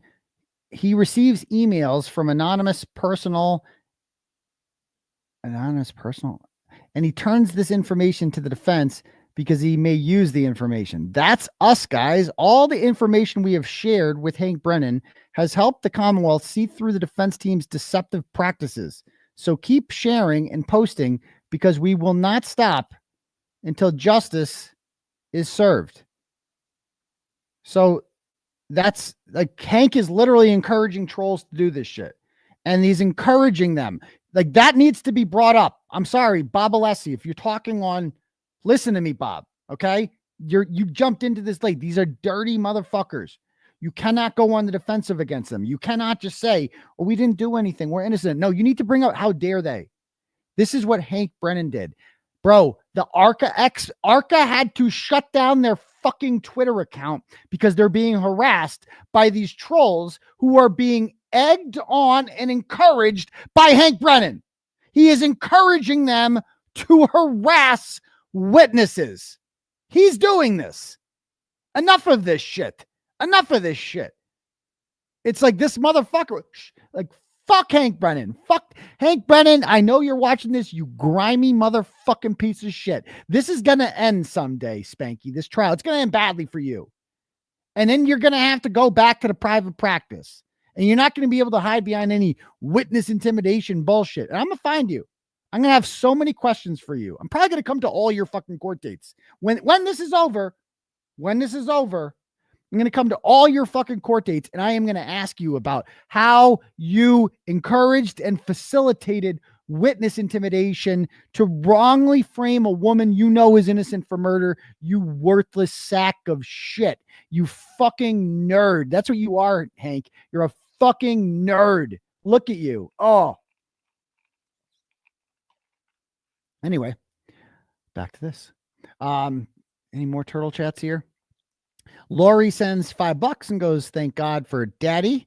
Tuesday and Saturdays, that bitch in the black robe is a miserable cunt. Free Karen Reed and free daddy. Well, thank you, Lori. I appreciate that. Peggy is still a cunt, sends $5 and goes, at least Paul O'Keefe saves the Boston cream donuts for his wife. The side pieces get glazed. Oh, too much information. TMI. Danielle sends $10 and goes, hey, doctor, we know what your new screensaver will be on Tuesday. A glazed donut, shall we say? I don't know. Again, I hope they stop spying on me. Kimberly sends $10, goes, I'm just Joey on your sub list. What happened with the feds and court personnel after Bev's hissy fit on Tuesday? I saw a statement by someone in a chat, but haven't found anything else. Again, a bunch of people have sent me this. Like, some guy named Chip Jones said something about court personnel. Guys, you can't, just remind yourself. I don't know what a Chip Jones is. Is that a real person? I don't fucking know what Chip Jones is. I don't know what he's talking about. I've seen no confirmation of that whatsoever. Just be very careful reading shit that you see on the internet that is, goes along with confirmation bias. Don't believe it just because you want to believe it. You know what I mean? Believe it because there's evidence to back it up. Okay, Melissa sends $10, goes, my birthday was yesterday. Happy birthday, Melissa. And I'm happy to be catching the live show tonight. No better way to spend a birthday weekend. Thanks for all you do. And happy birthday, Melissa. Gail sends $100 and goes, Beverly is the gatekeeper for murderers. I'm so disgusted and sick of my tax money funding this. They all need to go down. They did it. They did it. They did it. Yes, Gail. Yes, they did. I'm more emboldened than ever now to free Karen Reed. More emboldened than ever. Absolutely. So thank you very much, Gail. Glenda sends 5 and goes, will Karen receive a fair trial in Norfolk County? If the case is not dismissed, recuse, or change of venue, you are an urban legend at the right time, the right place, the right reason. Well, thank you. I don't think we'll get a change of venue. They would have done that by now. And she will not be recused. So get used to her. Claire sends $10, goes, thank you, doctor, for being real and staying true to yourself. You are the real deal. Hashtag free Karen Reed, hashtag free Turtle Boy. Thank you, Claire. Douglas sends $5, goes, I'm surprised Paul isn't glazing that filthy sow in her chambers. He probably is. I don't know. Cyber Chick in Boston, Tuppa sends $10, goes, fuck Bev, Liza Little representing women. Yes, thank you. Shaylin sends $5, goes, Dr. Turtle Boy, my 1.5-year-old stands up so quickly to dance when your show starts. Nice. And now sings the words tick, tick, boom. It's so cute. Thanks for all you do. My pleasure, Shaylin. Straight No Chaser sends $50, goes, be sure to point to your chin when you look at Paul Tuesday. I won the Dubai Cup Sprint today. Well, congratulations. Congratulations there. $5 from Tammy says Auntie Bev should be shaking with what the Appellate Court just issued regarding her decision on a mistrial. Why would she be shaking for that? Bev is the absolute worst. Hashtag Karen Reed strong. Kimberly sends $5, says Turtle Boy, do you think Auntie Bev found out something that implicated her and that's why she had a chick reaction? No, I don't. Thank you very much. All right, cool. If anyone else wants their message read, you can cash at me at $ Uncle Turtle Boy, or you can click at the link at the top for Turtle Chat to do it that way. All right, cool. Let me bring something up here. What's this? All right. All right. So what was I going to talk about here? Where was this? Okay. We're obviously going to talk about the big showdown on Tuesday, but I had a clip saved here. I wanted to find it. Done with that. Oh, Higgins. So, you know, I am so sick of the double standards with these fucking people. And so I wanted to bring up the Higgins. I have not watched this yet. I was not in court for the Higgins testimony. He's not one of the people in charge with intimidating. I had a wedding that day in New Jersey. Couldn't be there. But I was watching, and on the way down, I heard Higgins give this testimony. He had to read all the messages. It was very uncomfortable, very awkward, etc. Well, that's something that you use as far as conducting surveillance and performance. And then John's nephew, and I don't know if his niece was there. She might have been in the other room. And the defendant, Ms. Reed, was she there as well? Yes. And as far as the current concerns, are those people you're familiar with, and how do you know them? Remember this motherfucker threw a remote control because he lost a video game to a kid? That kind of went under the radar. Again, the Hillside. I met them there, and I believe through John O'Keefe. How well did you know them at that point? Not very well. First of all, may I request permission to publish the journal entry for U.S. Exhibit 148? Yes. And as you just mentioned, these are text messages between yourself and Ms. Reed. Is that correct? Yes. And on what dates did you first so we back from where two of you that out of the house? I want to see Paul. With Ms. Reed. February 13th. I stopped at the Hill, kind of responded to my number. Carry person that you page 9 as far as I'm the Queen of Nipple next month. I mean, I definitely went to Nashville for that benefit for one of my coworkers. So there's Paul. I'm just looking for Paul because keep in mind, Paul is worse than Higgins. And I remember them just looking at her and being like, you're a bad person for cheating on John with Higgins and sending him these flirty text messages. Like, bro, stop it. It may have been more conversation about the Florida trip, but I can't specifically recall it. I said, and then no one else who don't Hillside. I responded. I got that out of, and then I gave a thumb. Oh, you stink. I now the defendant said, rather you stay here. Sorry, I'm looking for Paul's reactions. In reference to the night that you went over to the open side. I believe it was. There they are. Look at it. Look at I'm looking at her. Look at Paul looking at her. Casting judgment with Aaron sitting there looking at Karen. Like, how dare you? Now, how long were you at? Way from I was starting to walk through, but whichever way I started to exit, The defendant told me to go a different way. And which way did the defendant tell you to go? Well, her way. I honestly can't tell you which. Is that fair? Defendant, on that patient who's speaking. You asking her about why she reached out to you. How often was that question asked by you? There's Paul again. Through the course of these texts. Casting judgment. Well, the extent of the actual communication, the waterfall. Why did she reach out to you? Was that something that you asked? With John, was she trying to weaponize me against John and put me in the middle? There was numerous things that were going on. And that's what I was trying to vet out or suss out or whatever you want to call it. I was having a hard time accepting what was happening. What? And sir, if I could direct you to the next page, page 28. Oh, this guy's such a loser. And again, sir, if you could read from that page. So I'm in the blue bubbles. Shoot straight with me. Defendant responded, I told you, I just think we're alike, right? Couple question marks. I responded, yes, agree. Now what? Defendant responded, I don't know. I said, shouldn't you know? Defendant responded, do you like me? I said, yes, from jump. Defendant said, when was jump? I said, first time I saw you. Defendant responded, when was that? I said, Hillside, for your sure. Do you like me? I mean, this is no different from Paul's messages. This is the same shit. It's the same exact shit. And Paul's sitting there judging. The next page, 29. This is so cringe. If I could ask you to read from that, sir. So again, I'm in the blue bubbles. Hillside for sure. When were you interested? Defendant responded, I don't know. You're just my type. I responded, you think you can handle me? I thought you were happy. Question mark. Oh my God. Defendant responded, how do you know if I'm happy? I said, I just assumed. Defendant responded, are you hard to handle? I may have put a question mark. Then I said, what do you like about me? Defendant responded, I just feel like you're from my neighborhood. I said, yes, yeah, ditto. Defendant responded, and I think you're hot. And if I could direct your attention to the next page, page 30. Oh, Karen, poor Karen. If I could ask you to read from that, sir. I'm in the blue bubbles again. You really think that? Oh my God. I always thought that about you. Defendant oh responded, my what? God. I responded that you're hot, smart, witty, but I didn't think you were interested. Defendant responded, witty. I responded, yeah, meaning quick with a response. Tell me why you got my number and reached out to me. Defendant responded, just thought we were the same / from the same neighborhood. I responded, are you afraid to say what's on your mind? What's in your mind? And then I said, on. Defendant responded, no, didn't I? No, didn't I? Question mark.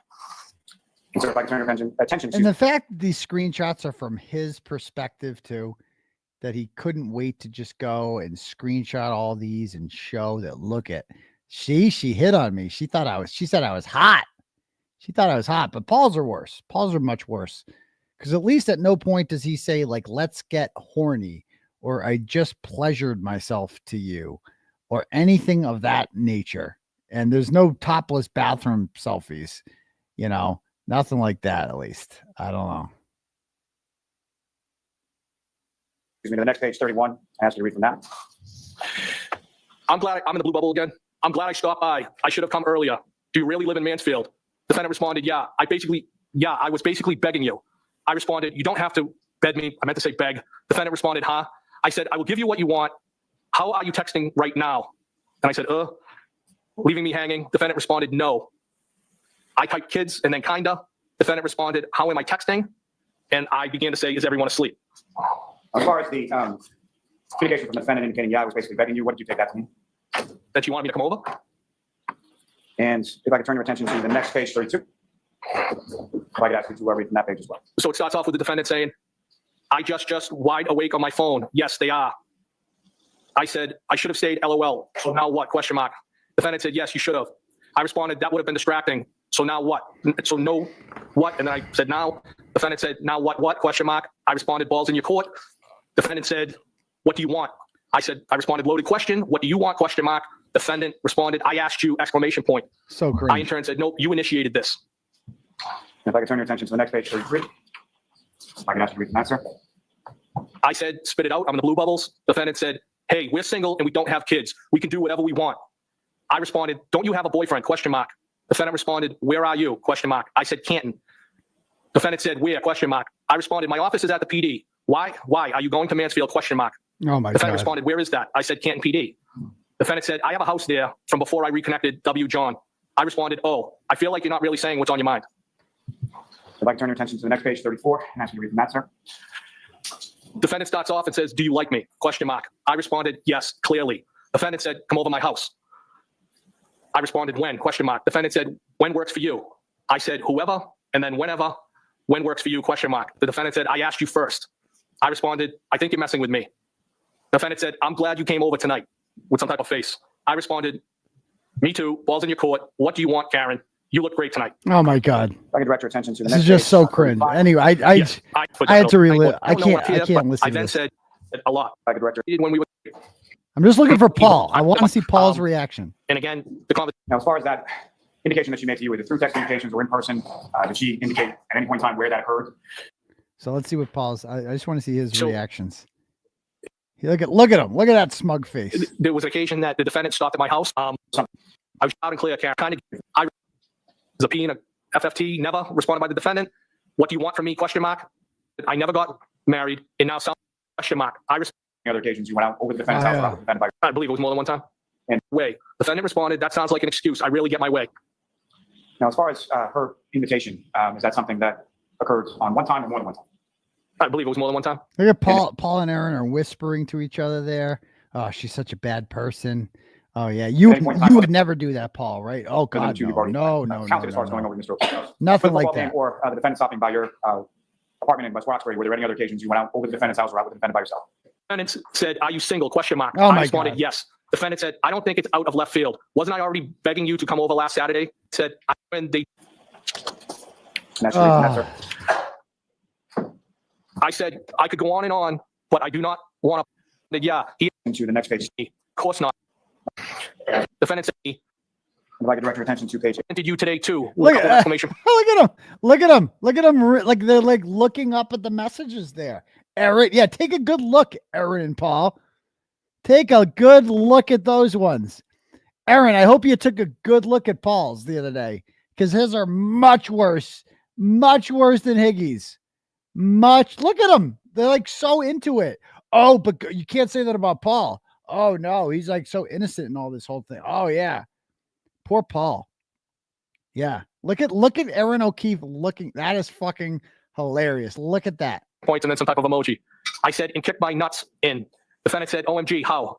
I responded, "If I had more notice, I would have grabbed a drink somewhere. So I'm all set with that's." And then I said, in quotations, "That's fine, but I am not asking again of us." Direct your attention to page 90. No, your second responded, "I'm 42. I've been afraid to be direct." Of course you can. Defendant said, "Did I miss any other questions, sir?" Question mark.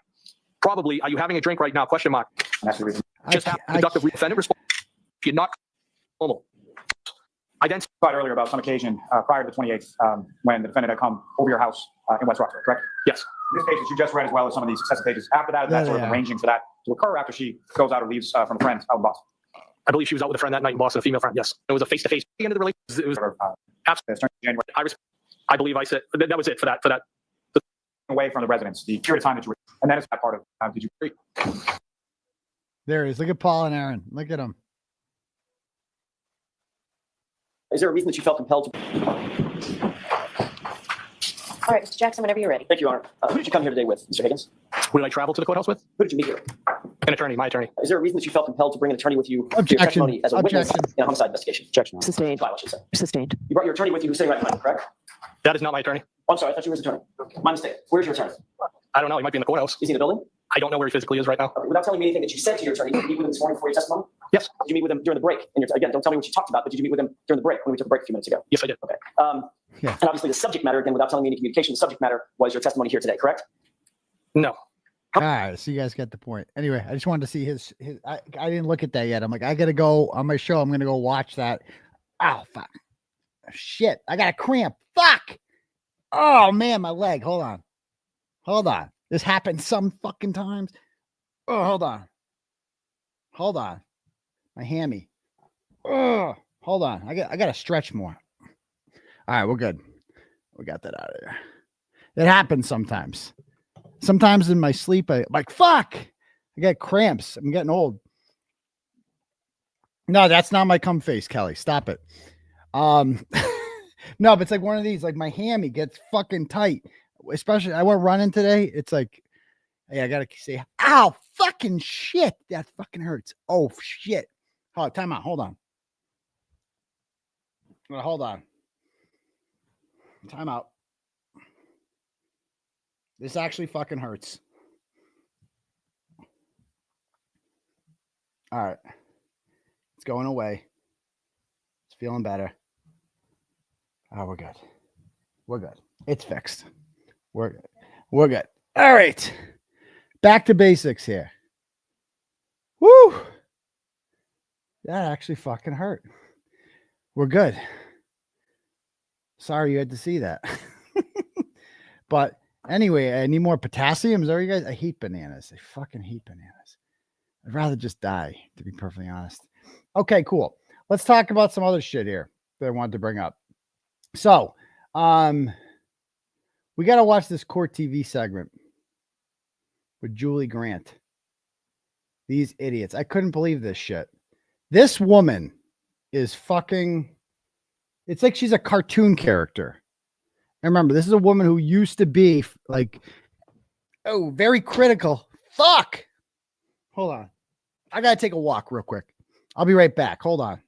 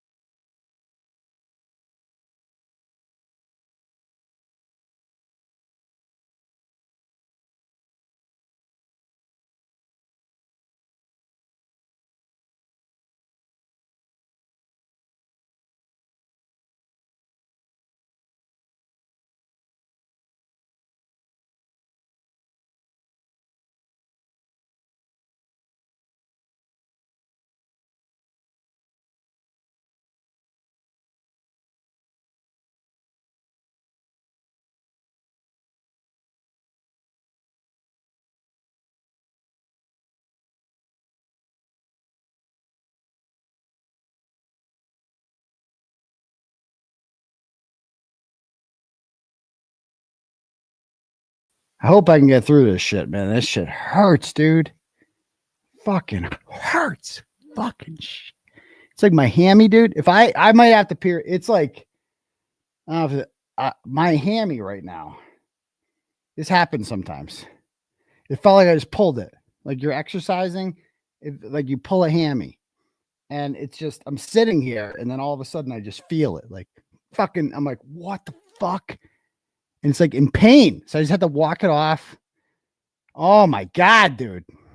So we're going to hopefully have no more incidents with that the rest of the episode. But holy fuck. Whew. Yikes. All right, back to this. Back to Julie. Oh God, now I'm going to be in more pain because Julie Grant's got to talk. Okay. All right. So this woman used to be kind of like suspicious of the government. Now she's just nothing more than a talking head.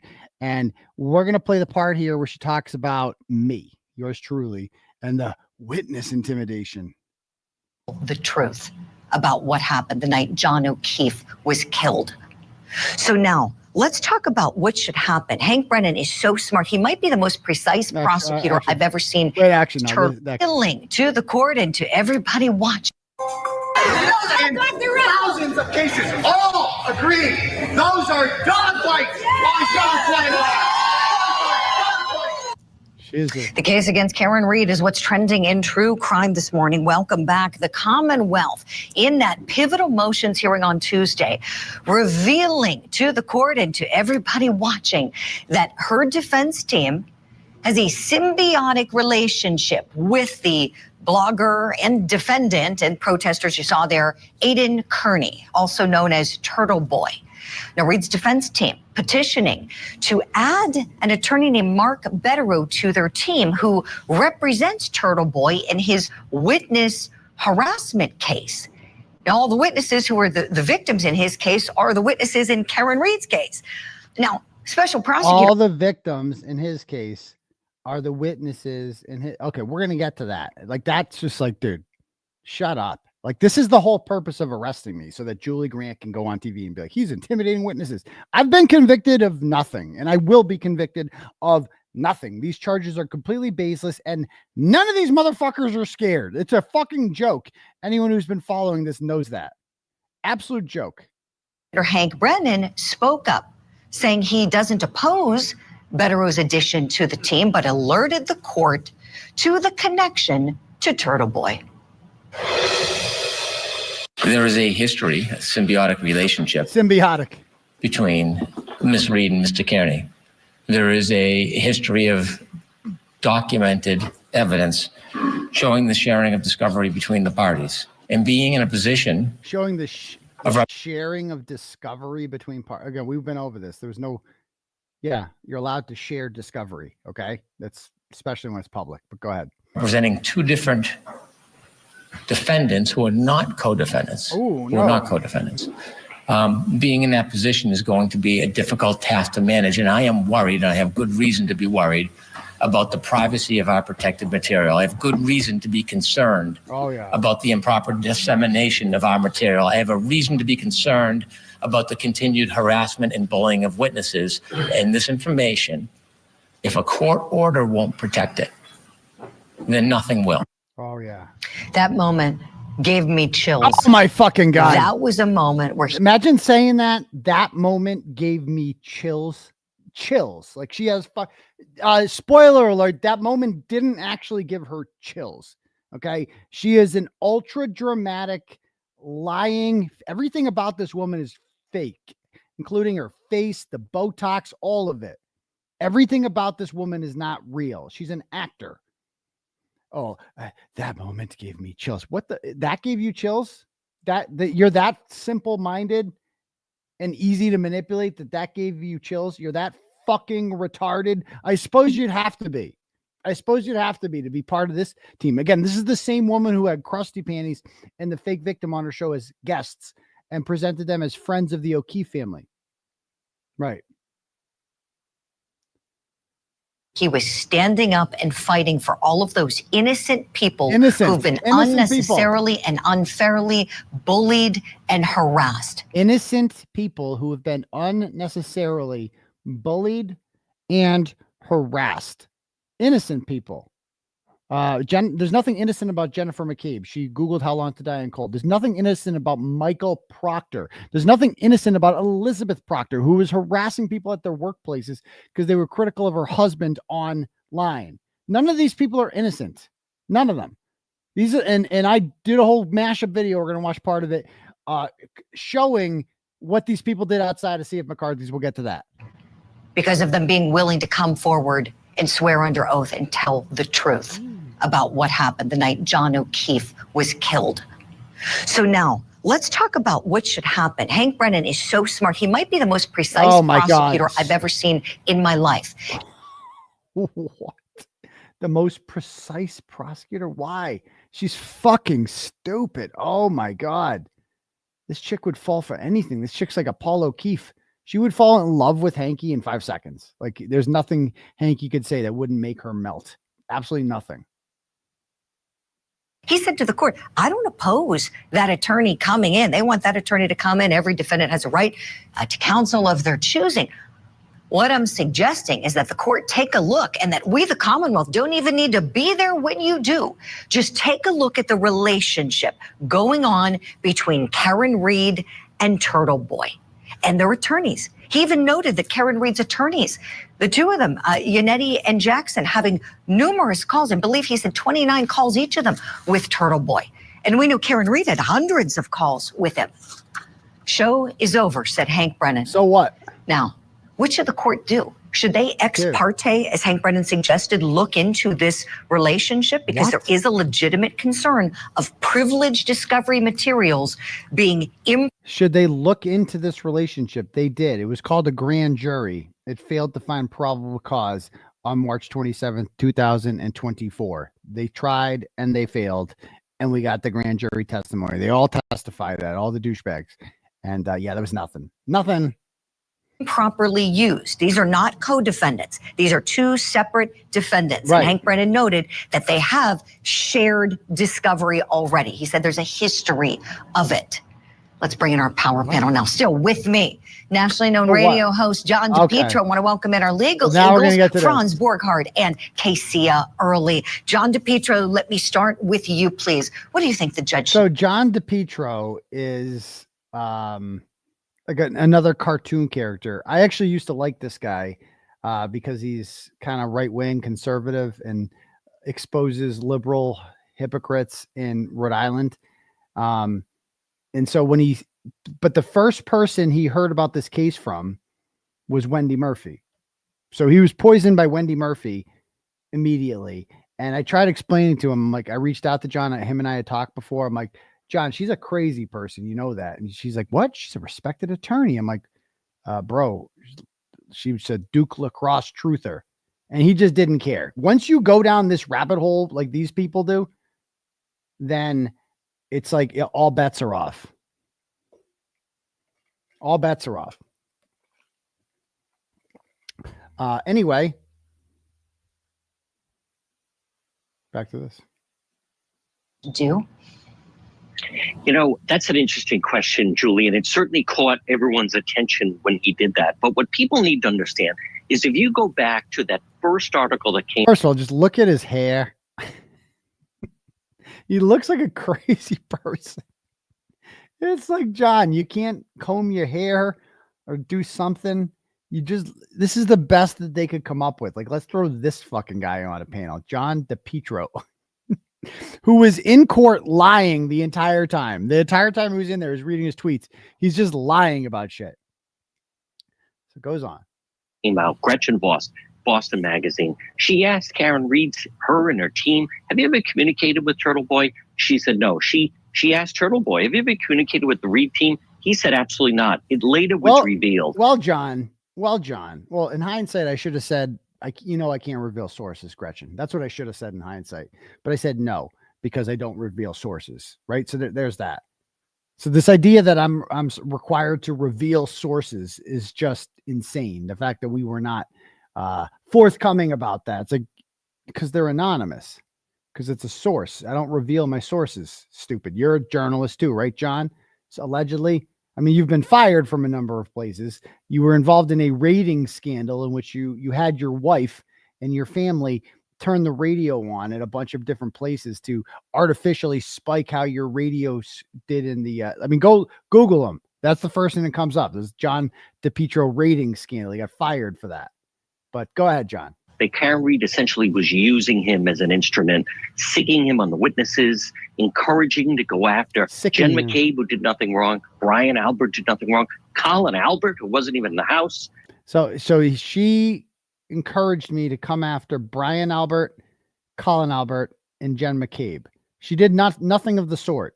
I did it all on my own. I interviewed all these people on my own. I never saw Brian Albert, by the way. He was a hermit. I never saw Colin Albert until the C.F. McCarthy's incident. I think that's the first time I've ever seen him in public. But, Chris and Jen McCabe I've seen many times because they insisted on going out all the place. Karen Reed didn't have me do that. And no, they're not innocent, John, especially like Chris Albert. He killed a man. But Brian Albert didn't come out of his house when there was a dead cop on his lawn. So there's that. So this relationship they formed, where he basically, Karen Reed was even approving what he could put on his website. Fake, just a lie. Just, John, why are you lying? Why are you lying, John? That's a lie that he's approving what I put. No, that's untrue. Karen Reed didn't approve anything on my website. She has no veto power over anything that I say. If she gives me something off the record and says, hey, off the record, here's this, like, I don't know, a video, something, something they plan to use at trial that they don't want the Commonwealth to be able to come up with a lie for, something like that. If she tells me it's off the record, it's off the record, John. That's not telling me what to put on my website. It's telling, that sources do that all the time. They tell you what you can't put on there. No, you can't do this. It's off the record. She leaked all discovery to him. She leaked the autopsy photos of John O'Keefe that we've seen where they claim it's dog bites. It's not dog bites. It's not dog bites. It is, according to Dr. Russell and Dr. Sheridan You don't have a single person who says it's not a dog bite besides Trooper Paul. That's literally your only source that says that. And who cares if she leaked the autopsy photos? First of all, they're in a police report.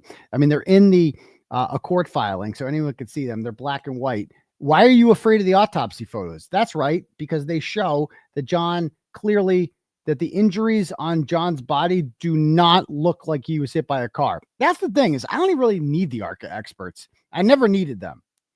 I saw the pictures of John's autopsy photos and I'm like, I didn't get a degree. I didn't get a PhD in biomechanics or any of that shit. And I don't work for ARCA. So on the one hand, maybe I'm not qualified to talk about this, but on the other hand, I'm also not retarded. And I got that going for me. And because you'd have to be pretty retarded to look at those pictures of John's injuries and be like, oh yeah, guess how he died? Oh, hit by Alexis. Sideswiped, actually. Sideswiped by Alexis with the arm. Was I right? Or was I right? Maybe it was Colonel Mustard with the taillight in the conservatory. Maybe that was it. I don't know. But go on. So make no mistake about it, he has been the instrument and the arm for Karen Reed in trying to create confusion and create this whole hoax conspiracy. Oh, hoax. Yes.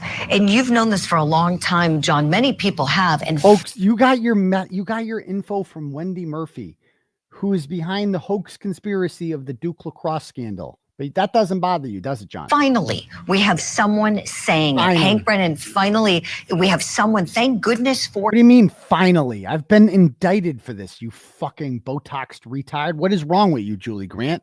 Finally? Like, this hasn't been brought up a million times. A million times. Him. I'm sure all these witnesses are waking up so grateful that finally someone is standing up for them and saying no more of this bullying and harassment. We see what's going on. Down goes that house of cards. Casey Early, let me go to you next, please. Your thoughts on this? Julie, I have cases where I really had a good case for the defendant, and the defendant is the one that really messed it up. And in this case, Karen Reed appears to be appealing to the court of public opinion, wrong court. And So what the fuck is Hank Brennan doing? Appealing to the court of public opinion? That's all Hank Brennan does. The judge, because I could hear it in her voice yesterday. I already knew it was something unethical because you can hear the shaking in her voice how she was very cautious of what she said. So down goes that portion. And I also applaud the prosecutor. Oftentimes when I practice, I always inform the jury that the prosecutor is supposed to seek justice and not a conviction. And I really believe the prosecutor in this case wants a fair chance at trial. What? He's seeking justice? He's trying to eliminate witnesses from speaking. How is that seeking justice? On a technicality. That's not seeking justice. And unfortunately, he's unable to do that without the help of the court. So I really believe that the judge is going to make the proper ruling in this case because she's appealing to the wrong party and she's going to be the cause of her downfall in trial. Casey, I agree with everything you said. And you know what I was thinking as you were talking, if we had Hank Brennan from the outset prosecuting this case, I don't think we'd be having this discussion here right now. He would have done it right from the beginning. Franz Borghardt, last but certainly not least, want your take, please. Whose idea is this to get this attorney on the team? Is it Karen Reed's idea? Is it her legal team's idea? Because candidly, I think it's an unnecessary, distracting move. And look, they've got... I mean, Franz, I've talked to this guy before, too. He understands my witness intimidation. He knows it's all bullshit. He teaches at like LSU, and he talked to his law school class about this, and they agreed that what I did was not actually witness intimidation. Like, why would they bring Mark Bederow on? I don't know. Maybe because he's fucking awesome. He's like a genius. He's a brilliant legal mind. And why wouldn't you want Mark Bederow on your team if you could? Duh. Got bigger fish to fry at this point. Now, I suppose it could be said that who is on the Karen Reed legal team may be changing in the very near future, depending on what comes out at our next court date with the judge with regard to this concerning information. Those are Turtle Boy's defense Karen Reed's defense are two different cases. And yes, they're intertwined and connected. But if I'm both of them, I don't want to have intermingling attorneys at the bench during the trial. If I'm both of them, but you're not both of us. Both Karen Reed and me want this. We want this. Mark Bederow, a consummate professional that he is, alerted me that he had been approached by whoever on the Reed team. I don't know, don't care about the details. And he was asked to be on the team. And he had to, because he's a professional, he brought this to my attention. And he said that I don't, and we determined that there was no downside to it. That I'm for this. The only reason I'm against it is because he can't go on Young Jerks every night and give his feedback on the trial. That I actually really enjoy that, because there's no one I'd rather listen to talk about the day in the Karen Reed case more than Mark Bederow. So that's why. So there's absolutely no, Karen Reed and I are all for this. We both like him. Like, we both want him on our team. And there's no scenario in which I can save myself at the expense of Karen Reed. And there's no scenario in which Karen Reed can save herself at the expense of me. So what's the harm? And there's going to be a lot of things that he can't do legally. He's not going to be able to share discovery with me. I know Hank's saying that. He can't do that. Mark Bederow is not ethically, he's not able to do it. So all the shit before, anything before, I've gotten from Karen Reed or Natalie. So who cares? Like, Mark Bederow is not going to be the one to do that. So what does she talk? Like, what is the worry here? I don't get it. What are they worried about? I don't think that that's a good idea for either of them. Okay, Franz. Sure, Franz. And you touched on something we want to explore as well, is the possible implications that can, happen here. If the judge finds that this was a deliberate misrepresentation on the court, she can do a number of things. Franz, could we talk about this? What comes to mind for you as possible consequences here? Well, the extreme consequence is removing the attorney from the case, and I don't know that happens. It's not going to happen. Bar complaint could happen. Not going to happen. But remember, there's a ripple effect of this information. If you have an expert, one of the issues with any expert is their credibility and their bias.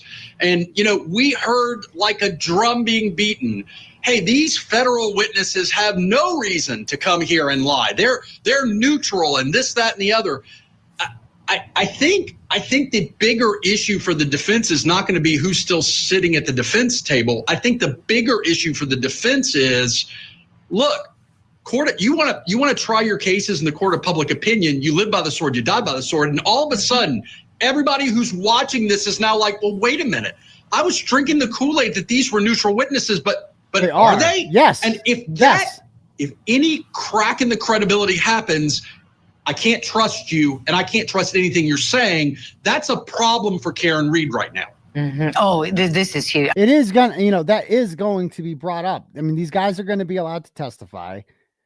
Alan Jackson's going to be allowed to be the attorney for them. And Hank is going to bring this all up. And if the jury last time, remember, they thought that they were part of a car insurance company. Like, ARCA is like, they thought they were a distractor. Now, this is a hurdle that they're going to have to overcome, because we're dealing with dishonest people who are literally trying to fool a jury, that they know that the facts are not on their side. The science is not on their side. So their only hope is to distract the jury with this nonsense about, were you paid off by them? Did you talk to them? Were you coached to say this stuff beforehand? Nonsense. I mean, a pivotal day, it certainly was. John Depetro, I want to end the segment by asking you, you've been on the ground, as we know, in the courtroom, talking to people in the community. You've had conversations with these innocent people, many of them very dear friends of John O'Keefe, the victim dear here. Could you tell us just how their lives have been affected? Because I feel like this story is the one that doesn't get told enough. Oh, yeah, we don't hear nearly enough whining from Jennifer McCabe about how hard her life is. We don't hear enough about that, Julie Grant, you fucking idiot. You absolute fucking moron. How is this person allowed to vote, drive, do anything? Shut up. I mean, how is this idiot on TV? Vinnie Politan must just fucking hate her because he's like, I can't believe I work with somebody this retarded. That we don't hear from Jennifer McCabe enough. That's that's the real story here. And you've been one telling it, John, from the outset. Let's end the segment with these witnesses and what they've experienced, please. You know, Julie, their lives have been turned upside down. And, you know, people at the end of your driveway, nonstop harassment. End of your driveway. They've harassed a local business. But the McCabe family, they have children. They've harassed a local business. People at the end of your driveway. We're going to get to that, John. We're going to get to your hypocrisy. Children face harassment. As much as people may say, oh, you know, turn off the TV or you don't go online. It's not a matter of that. You have some very strange and dangerous individuals that can. Some strange and dangerous individuals. Bro, have you seen your hair? Talk about strange and deranged individuals. You know, look at you, my friend. Dude, chill out. Continually contact them, harass them, let alone call their phone at all hours. You had the rolling rally where they were in front of the house and pointing them out. They have been a rolling rally in front of someone's house. Wait till you see what I got on this guy. You know, some of their neighbors have turned on them. These are people who did, and I want to stress, they did nothing wrong. They were friends of John. They agreed to do the right thing, step forward, testify in this. It should never have been tolerated. The Commonwealth never should have let it get to this point. But make no mistake about it, whether it's Brian Albert or Jen McCabe, their lives have never been the same since this started. And that is just horrible. They certainly do not deserve that. Oh, no. They deserve to be respected. Oh, yes. Yeah, we should respect them more. They're going to be back giving testimony perhaps in this retrial. And what will it look like? Will all the attorneys be there? Will witnesses be excluded? What is going to happen? As Franz noted, there could be bar complaints. If the judge has found there's a fraud, she's got an obligation to report that. So does Hank Brennan. This is really, really serious stuff that's being investigated here, and we'll continue talking about it. Thank you all for the great discussion. John Depetro, I know we've got to let you go. Thanks for everything today, and be sure to check out John's show, Road Patrol Live. Thank you. I mean, at least the pictures they use of me, I'm gonna be honest, like I'd be looking fresh with them feds watching. The stylist was a nice addition to the team. And this is, I mean, I'm on TV a lot now. I didn't have suits like this before. I didn't dress like this before. I didn't have haircuts like this before. The whole thing. I mean, I got to be honest with you. It's a nice present. They picked good pictures of me, at least to put on here. I'll give them that. I will give them that. So I did a little mashup here that I made a video of. If you haven't seen this yet, let's watch my mashup of it that I did.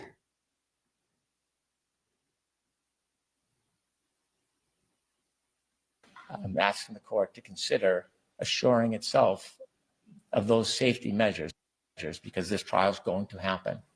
And these witnesses should be able to walk into this courtroom without fear. Oh, without fear. Bullying, really? Without abuse. And that has not happened.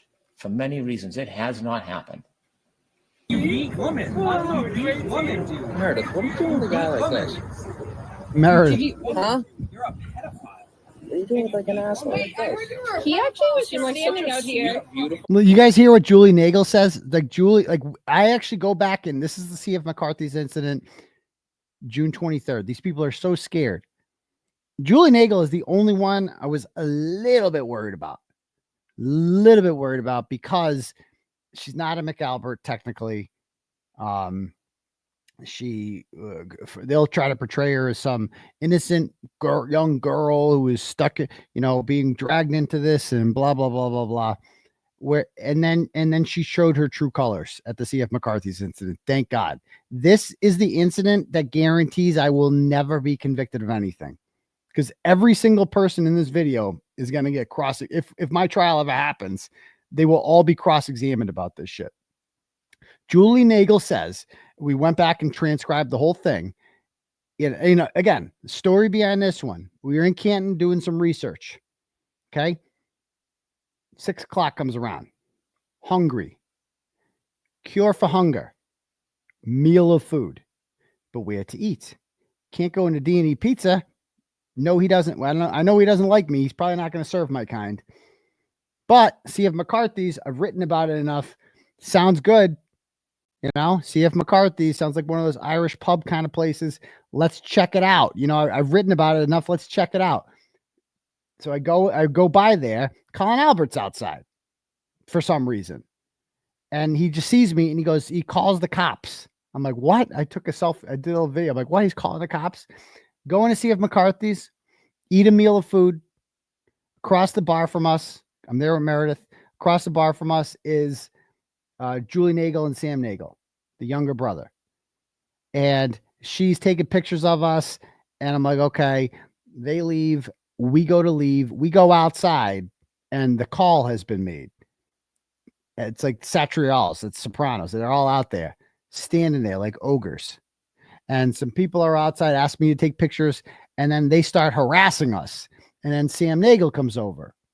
And Sam Nagel starts immediately touching, he's drunk, I think, starts touching Meredith, right? To try to provoke me into an incident in which I will, like, they want me to hit him. Because they all know I would fuck Sam Nagel up. Like, Sam Nagel knows that, bro. Like, Sam Nagel would never, ever, ever try that. If he thought that there was any chance I had the ability to do what I would normally do to somebody if they tried some shit like this. Sam Nagel knows that. Sam Nagel knows I would fucking rock his fucking world. He knows that. But he knows I couldn't. I wasn't, because I'm on bail and he's not. That's exactly what they wanted me to do. So the strongest thing, I handled this perfectly. I couldn't handle it any better, to be perfectly honest with you. I gotta pat myself on the back for this one. So back to this.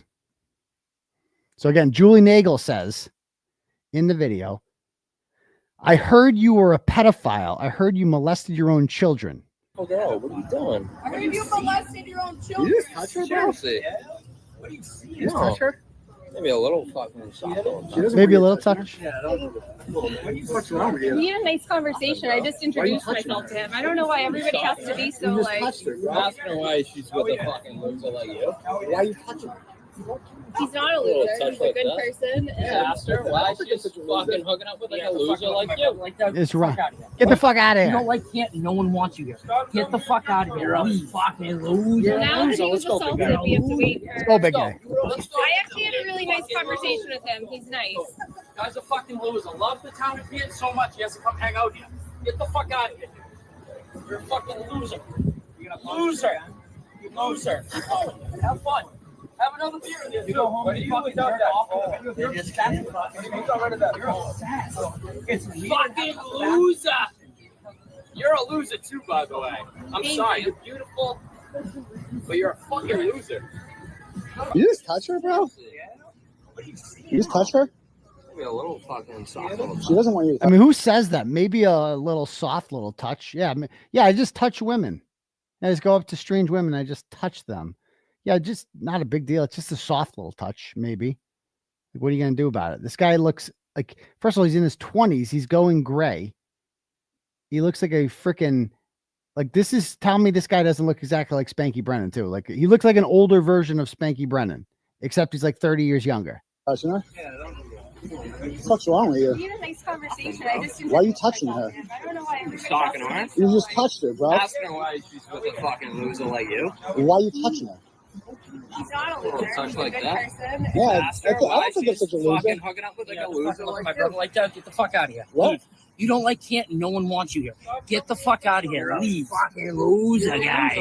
You're a loser guy. You and all your fans are big fucking losers. Guy's a fucking loser. Loves the town of Pitt so much he has to come hang out here. Get the fuck out of here. You're a fucking loser. Look at him. You loser. And you see who's sitting there? Like, look at these guys. Like, these guys are intimidated. So you got Chris Albert Jr., who was called down there, sitting there. Julie Nagel called me a pedophile over here. Colin Albert standing there like Mr. fucking tough guy. Like, the whole time just crossing his arms like that, like Mr. fucking tough guy. Chris Albert out there. Again, this is his pizza shop. He's supposed to be the adult here. He's encouraging all this, doing nothing to stop any of this. And yeah, oh yeah, you know, like yeah, right. Have fun. Have another beer then. You go home. What are you with off to the video? You're obsessed with us. What do you mean? You're obsessed. It's fucking loser. Timu surprise. You're a loser too, by the way. I'm sorry. You're beautiful, but you're a fucking loser. You're not as big a loser as this fucker. I have a reason to be concerned about the continued harassment and bullying of witnesses. By him? I wonder if he's gonna beat you too. Like you other one. Beat you too like this. Yeah, wait, what did Julie Nagel say to Meredith? It says there.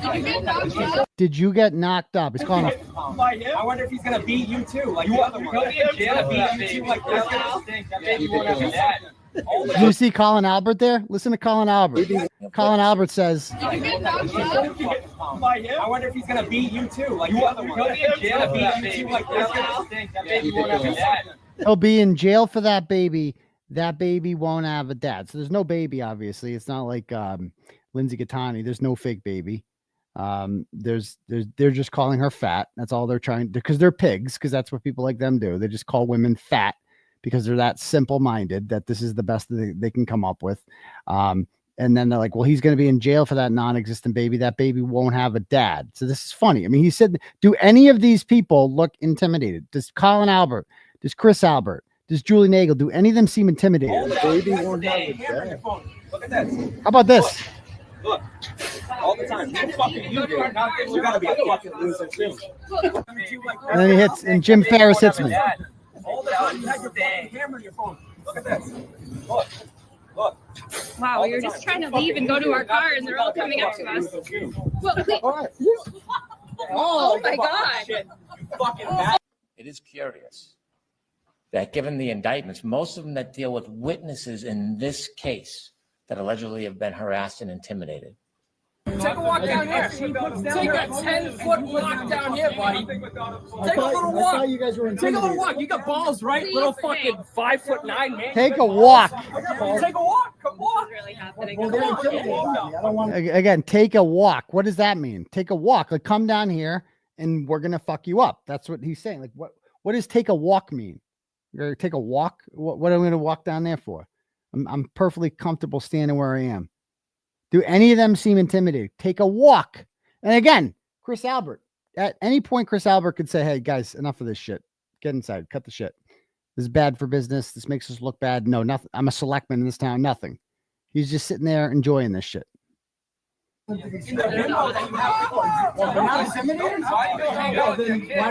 we look intimidated? They're telling the cops.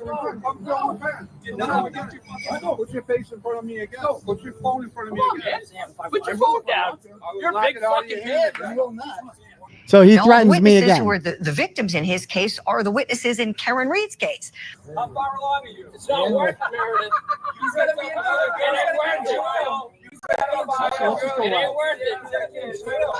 I'm going to talk to your parents, though, because you're fucking dumb as shit. How's that nutty bin you've been in? Huh? How's the nutty bin? Whack. That's Chris. Again, they love the word whack job. She's never been in a nutty bin. How's that nutty bin? It's like, this is all they can do is call her fat, and like you can't attack me, so you're attacking her. What the fuck is wrong with you? I mean, these are men doing this, grown men. You guys seem really intimidated. Take a 5-step walk. And do what? I don't want to steal. Do it, you little puss. I don't want to intimidate. Do it, you little For the record, I'm not pregnant, but fucking puss. Take a I little don't want walk. to scare you guys. I know you guys are really scared of me. I don't want to scare anybody. See how scared We're doing we this are. for Take our a own walk. protection. Take a walk. We don't want to be anyone. We don't want to scare you guys. That moment gave me chills. That was a moment where he was standing up and fighting for all of those innocent people who've been unnecessarily and unfairly bullied and harassed. Every time. Case is lost. I hope you're ready to hear the word not guilty, right? Get the fuck out of Get here, ready you for the piece word of shit. not You're a guilty. fucking Not dog. guilty. Get the fuck Not out of here. guilty.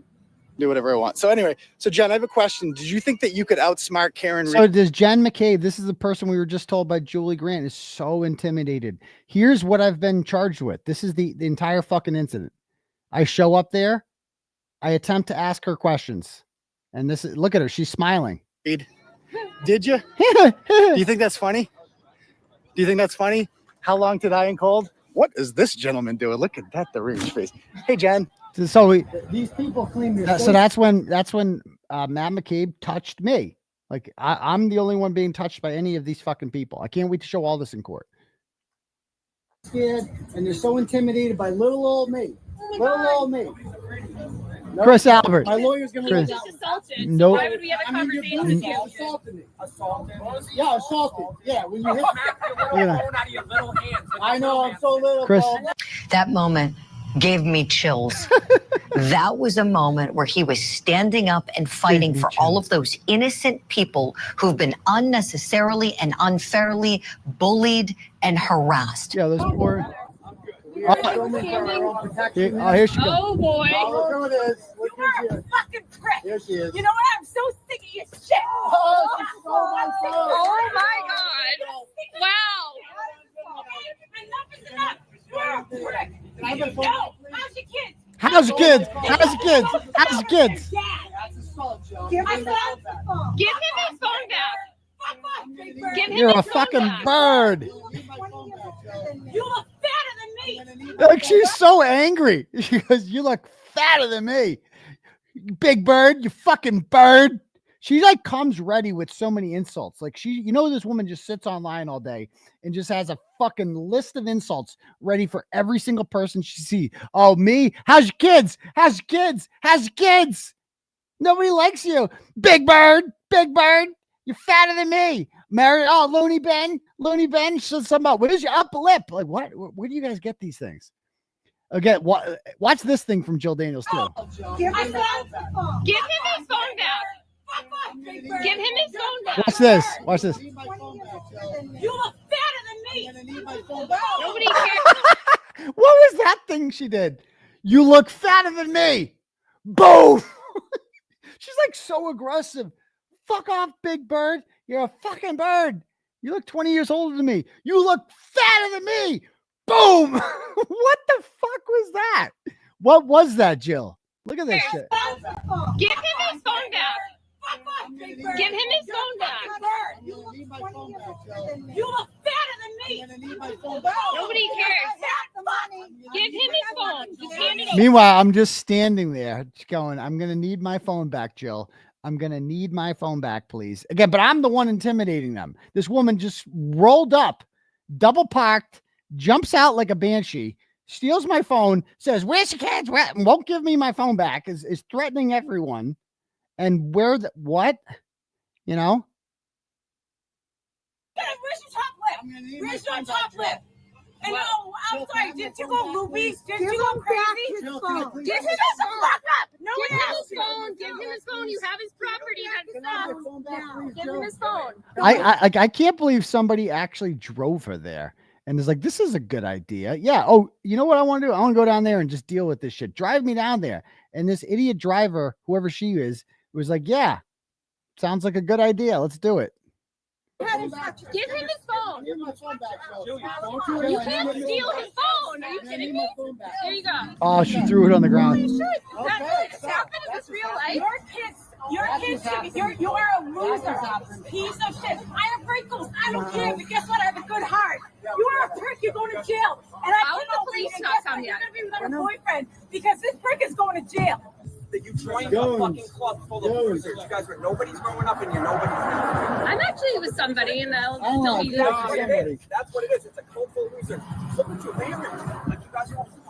Finally, we have someone saying it. Hank Brennan, finally, we have someone. Thank goodness for him. I'm sure all these witnesses are waking up so grateful that finally someone is standing up for them and saying no more of this bullying those and poor harassment. people. We see what's Jill going Daniels. on. Down goes that house of cards. 2 seconds. Justice for Peter Berger. Up and down the sidewalk in 2 seconds. You'll beat my face. I wouldn't. I could. You could, yeah. You seem really intimidated. You seem really intimidated. I'm glad you said that on film.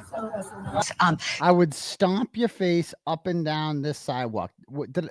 I don't think I ever said anything like that to Chris Albert, a convicted killer who went to jail for killing a man in 1994. I don't ever recall Julie Albert expressing any sort of dismay about that. John Depetro, I want to end the segment by asking you, you've been on the ground there, as we know, in the courtroom, talking to people in the community. You've had conversations with these innocent people Dude, it was bizarre. Yo, do you drug your girlfriend? She looks awful, like, lousy. You're gonna send her back to that bin she was in, aren't you? That's Colin Albert. Encouraging to go She, listen what Colin Innocent says. people. Dude, It was bizarre. Yo, do you drug your girlfriend? She looks awful, like, lousy. Do you drug your girlfriend? She looks awful lousy. You're going to send her back to that bin she was in, aren't you? In case but Colin Albert's just an innocent little boy. He's so innocent. He's just, saying horrible things about a woman. I mean, he's just such a piece of shit. Colin Albert is a maggot, like an absolute fucking maggot. And it's believable that he was involved in murdering John O'Keefe because he's such a piece of shit. He's going to kill. He's not going to get arrested for the John O'Keefe thing. He's pretty well insulated in that. They're going to protect him at all costs. But mark my words, he will kill again. There's no doubt in my mind that he will seriously hurt someone because he's spoiled. There's no consequences for him. The most powerful people line up to protect him, and they will all be responsible when he does. They will all be responsible. You're gonna send her back to that bin she was in, aren't you? Encouraging to go after Jen McCabe, who did nothing wrong. Brian Albert did nothing wrong.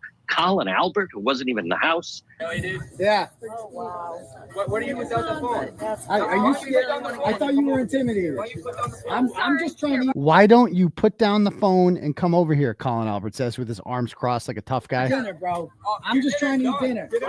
Your dinner's done. Harassed a local business. Great time. And then that happened. And then after I dumped that girl, I went with the Local next business. girl, and then the next girl, and then the next girl. And then I had another turtle rider come by and grab my stuff. So then she's next. The damn board.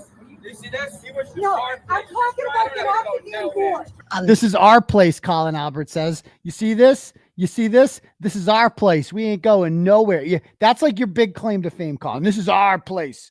We own a fucking mediocre pizza shop in Canton, where we made it in life. See this? This is our place. We ain't going nowhere. We all know you ain't going nowhere. We all know you are never leaving Canton. Any of you motherfuckers. That's the whole point. Like, you will never leave there because you don't know anything outside this world, this small world called Canton. That's it. That's the only thing you know. And you're like King Dick of Canton. Congratulations. Let's end the segment with these witnesses and what they've experienced, please. You need to step on a scale is what you need to do. Shut up. Yeah. Who taught you how to talk to a fucking woman? You're not a woman. You look like a dude. And that is just horrible. They certainly. You're not a woman. You look like a dude. These are the people we're supposed to be sympathetic about. John Depetro. Do not deserve that. They deserve to be respected. Don't worry about it. She's not worried. You are, I'm a psycho. Just let her talk. Just let her talk. You're the one yelling right now. Just let her talk. You're the one yelling right Just now. let her talk. I'm sure all these witnesses are waking up so grateful that finally someone is standing up for them and saying no more of this bullying and harassment. We see what's going on. Down goes that house of cards. We got it all on video. Yeah, I grabbed your phone. I don't care. Now, all the witnesses who are the victims in his case are the witnesses in Karen Reed's case. So you got assaulted. You got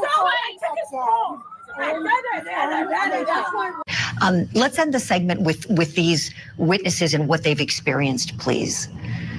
You know, Julie, their lives have been turned upside down. And, people at the end of your driveway, nonstop harassment. They've harassed a local business. All right, so this is a true story. So in 2022, John Depetro believed that a Warwick man named Mark Perkins was involved in the disappearance of Charlotte Lester, a woman in Warwick. Okay, the police searched his house, and in November of 2024, they finally found Charlotte Lester's body, and Mark Perkins was arrested. But everybody kind of knew Mark Perkins was shady, including John Depetro. And John Depetro would go down. John Depetro believed that Mark Perkins was guilty because it was pretty obvious that he was. So John would go to his house and harass Mark Perkins outside the house. What I mean by harass is ask him questions, knock on his door. He eventually got a trespassing charge against him because he was asked to stay off the property and he didn't. And eventually the guy got so mad, Perkins did, that he ran him over with a lawnmower, as you're going to see. And some people gave John Depetro shit for this. I was not one of them. I thought this was fine what he was doing. A lot of people in the local media are like, you're going too far. This guy has not been, accused of anything. This guy has not been charged with anything. And you're treating him like a murderer. It's like, no, this is what you should do. This is what you should do. The way he viewed Mark Perkins is the way I view Jennifer McCabe and Brian Albert. I believe that they will eventually be charged with murder like Mark Perkins was. Because the facts and the evidence certainly make them look guilty. And I'm allowed to have that opinion, John. John's now on TV crying about this. Okay, crying about, the driveway thing.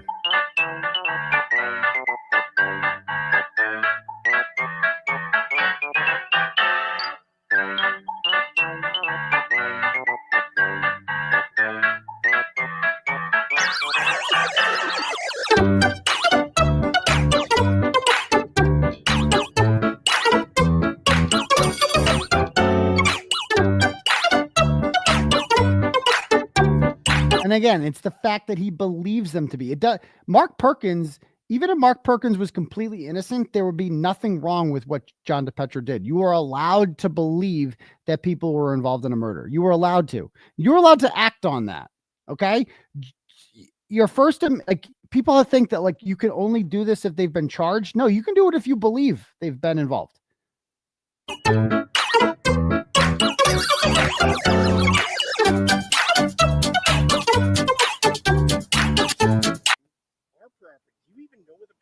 So this is, I don't. We're on the street. So this is like some neighbor, his grandmother lived there, and the neighbors were sick of John Depetro showing up there. And so the guy's like, can you leave? Why are you here? And because he kept coming for weeks. On the street, and your grandmother's home is not even on camera. Your grandmother. Is this their property? Okay. You are inches away. I know, but we're on the street. Yep. So you can be here. Right, on the street. However, right. When you continue to come here, right, and you are not part of this neighborhood, right, you are a disturbance. We're not disturbing anyone. We're not. And people at the end of your driveway, nonstop harassment. Here he is at the driveway. This is Mark Perkins' house. Yeah. I think so. There's Mark Perkins. Is that you, Mark? Mark? He's at the end of someone's driveway, which is, oh no, not at the end of someone's driveway. Oh no. Hey, Mark, where's Charlotte? Where's Charlotte?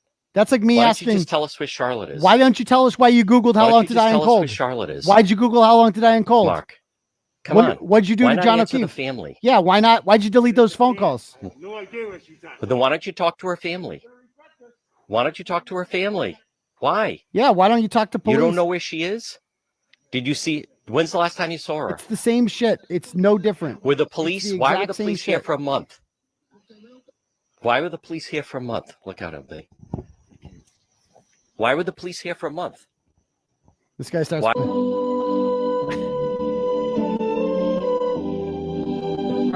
So here he is again. Here he comes. Here he comes. Yeah, it's all right. Here he is. Mark, where's Charlotte? Where's Charlotte? That's all right. Where's Charlotte? That's all right. Hey, you can't. Oh! You had the rolling rally where they were in front of the house and pointing them out. Not in front of the rolling rolling rally. Some of their neighbors have turned on them.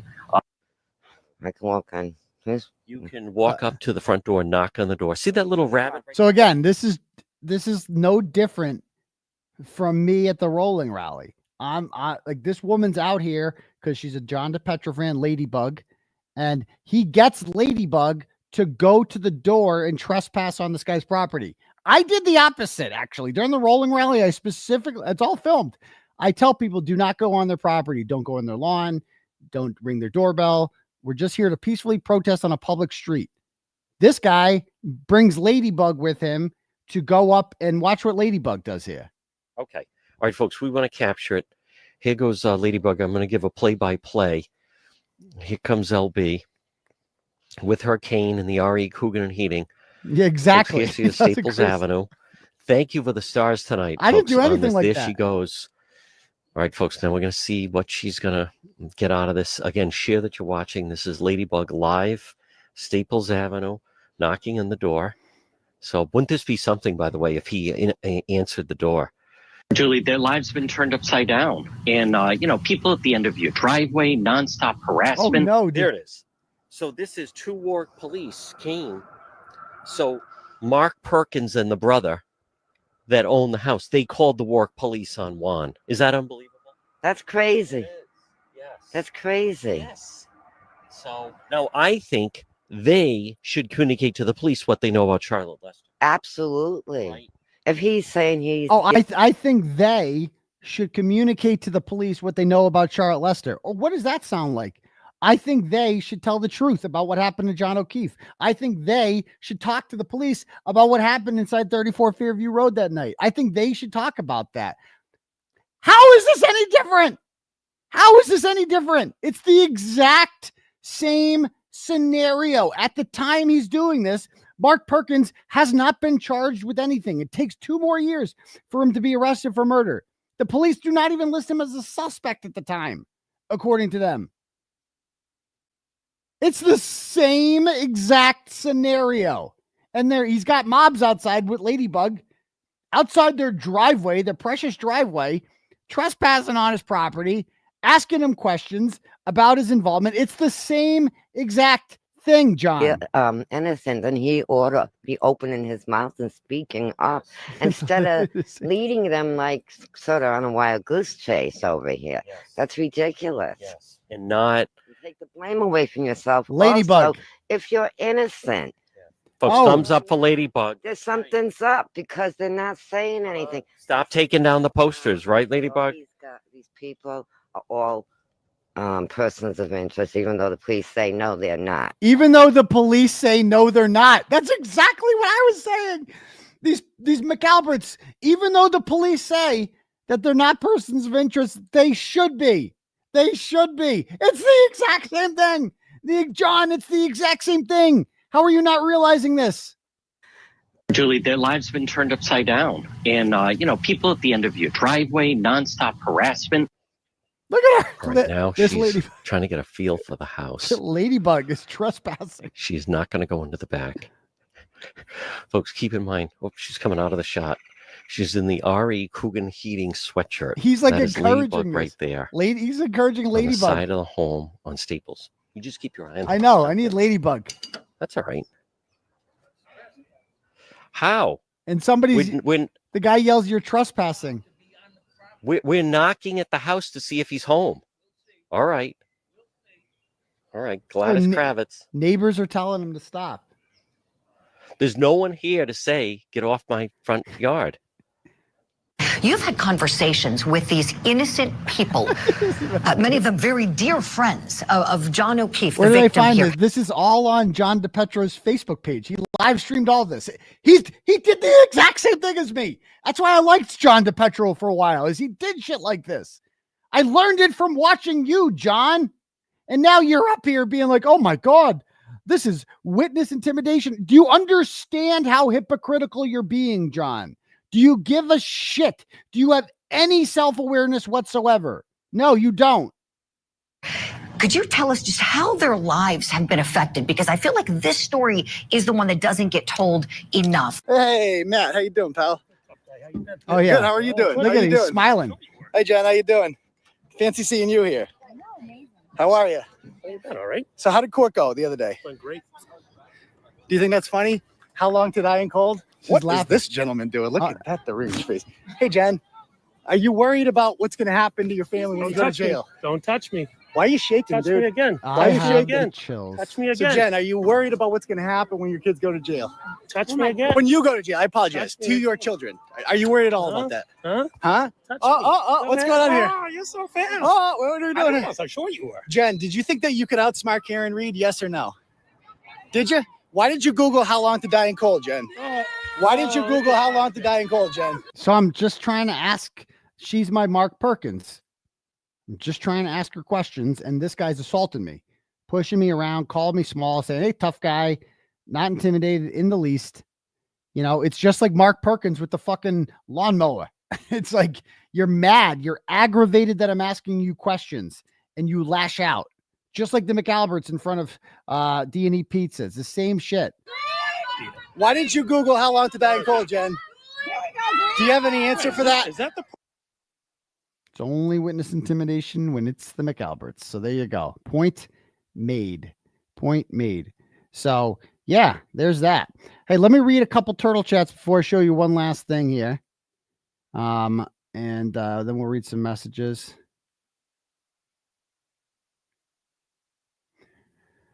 All right. First up, we got LV Forever says glazed donut, sends $10 and says glazed donut on man is from cunnilingus performed on a woman. That's a lot. That's a lot, man. That's a lot of cum. It's a lot of cum, my dude. If you could make a woman come that much, God bless you. You are talented, sir. Teach me your ways. So there we go. Thank you. Next up, fake victim real driveway sends $5 and goes, what is the name of the overlay you use to say that says Dr. Turtleboy, and also lets you pull up chats from the live chat on the screen? So I use StreamYard. I use StreamYard to do this. But next up,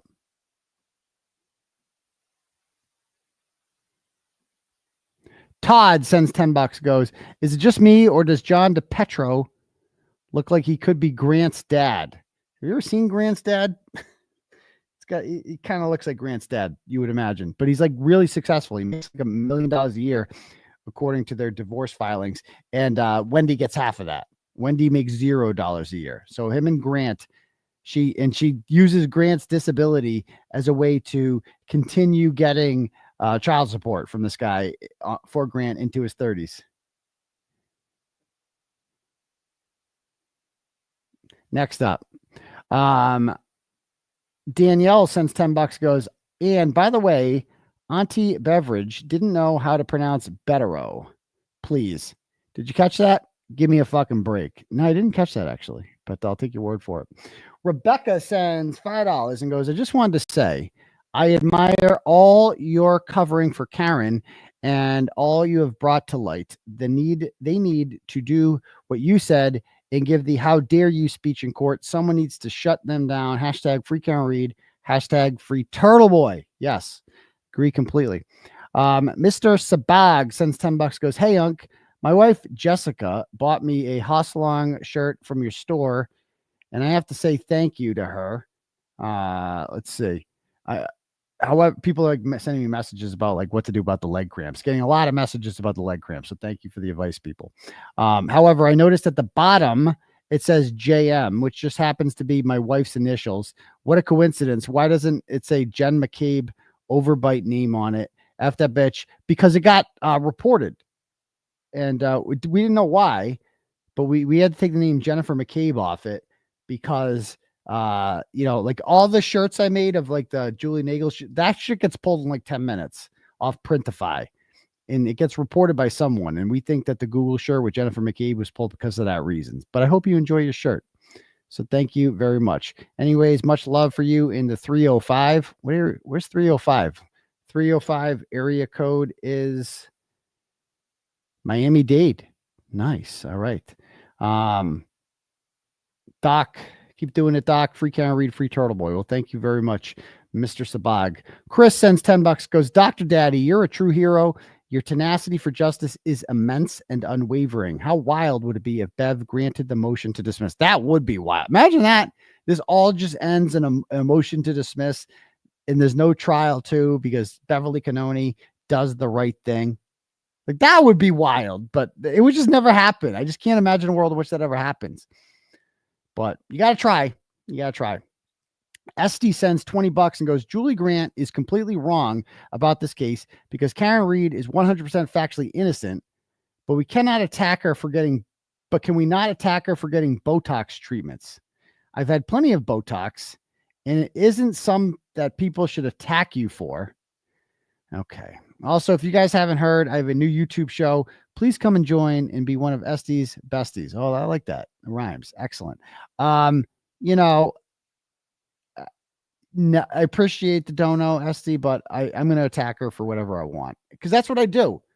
I attack, like, I don't attack people for being fat at all, but if I don't like you and you're fat, I'm going to point that out. That's what I'm going to go for. You know what I mean? And so I don't care that Julie Grant has gotten lives for Botox, but I don't like the things that she's saying. So I'm going to bring that out because she's just fake. Her whole presentation is fake, and she needs to it's too much Botox. There's this thing that's too much. She doesn't look human, so there's that. Thank you very much. Appreciate the Dono. SD bestie. AJ's full-throated motion. Nice. Sends $10 goes, Doc, I know you are always cool, but as a recovering nerd myself, it might be fueling Spanky's fire to continue referring to him as a nerd if he's watching. I definitely think the nerd thing upsets him. So thank you for that. Ronnie sends $50 goes, hey, Turtle, you think Paul O'Keefe can whip up a chocolate iced donut? Or is it strictly vanilla? Oh, God, you guys stop it. Thank you much, Ronnie. Misty Winsler sends $5 goes, hey, Doc, you need trace minerals for the leg cramps. It's life-changing. If you have pickle juice, take a big shot. Works in a pinch. I'll take your word for it. Thank you very much. Paul O'Keegle sends $5 and goes, oh my God, just imagine the Austin Powers accent and Paul O'Keefe's teeth saying, get horny with me, baby. Yeah, get horny with me, please. Right. Okay. Thank you. MJ sends $20 goes, please wish my son James, who will be turning 20 on Monday, a happy birthday. Thank you, Aidan. Happy birthday, James. You earned this one. Happy 20th. Thank you. Valerie sends $25 goes, Paul O'Keefe is a classless fucking moron, just like his mother, 2 turds in a toilet that need to be flushed. I want to slap these transition glasses off Peggy O'Douches, who's basically wearing sunnies in court. Does Paul even work? How do these people pay bills and afford their alcoholism when they are in court constantly? It's a good question, Valerie. I don't know. Thank you. Kit Kat sends $10 goes, hey, Doc, I just Googled John's house, which is now valued at $1 million.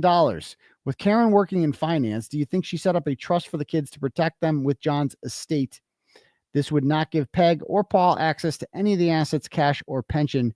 Do you think this could be where their hatred and refusal to see the facts comes in? I don't think it has to do with that, but I have no doubt that Karen put those kids in a much better financial position due to her background in finance. So thank you very much. A-Rod sends $10 goes, I sent Yannetti an email. A woman told me yesterday they are going to Arca in Pennsylvania, and if I take hours, they will wait for Wolf. They are going to demand his emails with Jackson and the feds. They also want a breakdown of the bill the defense paid them. How the fuck is this their business? That's insane. That's insane. Plevin is posting Rick Green's state and tax liens. I mean, he's allowed to do that. We've done the same with Chris Albert.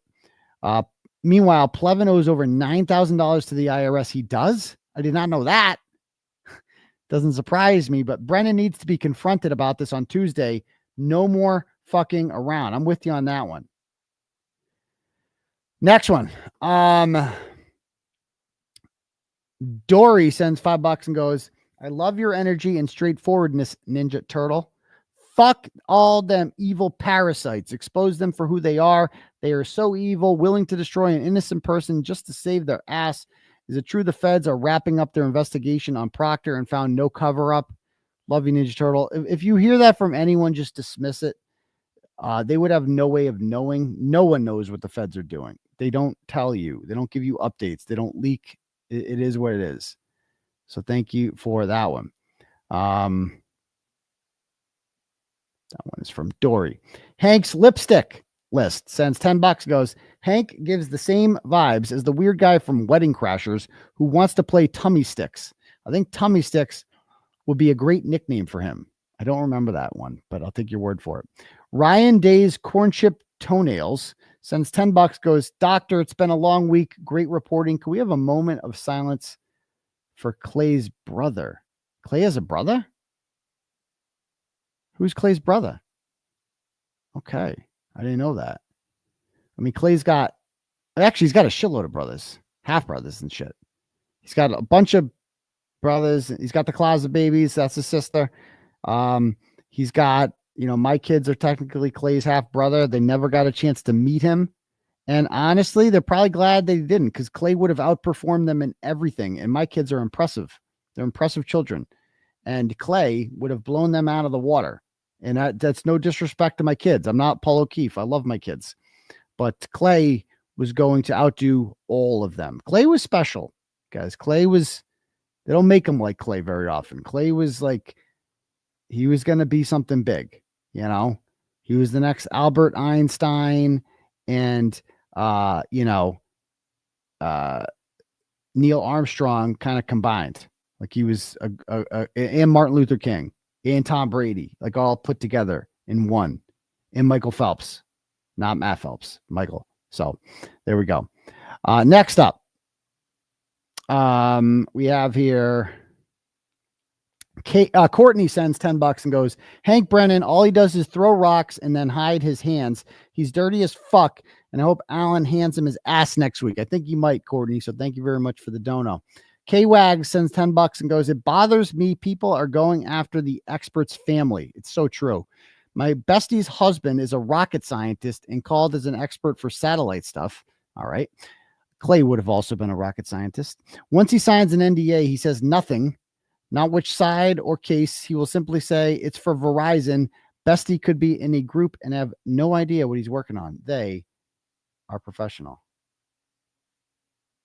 Next, Lori sends $5 and goes, we will always have daddy's back. Fuck you, Paul, and your disgusting beer belly. Whew. Yeah, people are saying it looks like cirrhosis. It's not good. I mean, I don't get it, man. I mean, people have pointed out that I've sent a bathroom selfie before, but my bathroom selfie looks better. And that was before I was really working out a lot. I think that I sent that one to Genduso back in the day. That's a Genduso one. That was before I started hitting the gym. They've gotten a lot more impressive. I promise you. I don't look that pathetic. But at least then I didn't look as bad as Paul. I look better than Paul. Okay. I mean, you don't do a selfish bathroom selfie like that if the best thing about the picture is the bathroom decor, if that's the best thing we could take out of it. You know what I mean? So thank you very much. Appreciate that. Next up. Let's see. Paul's moose knuckle. Stop it. Paul's, it was a nice bathroom, right? We can all agree on that. That was a really nice bathroom.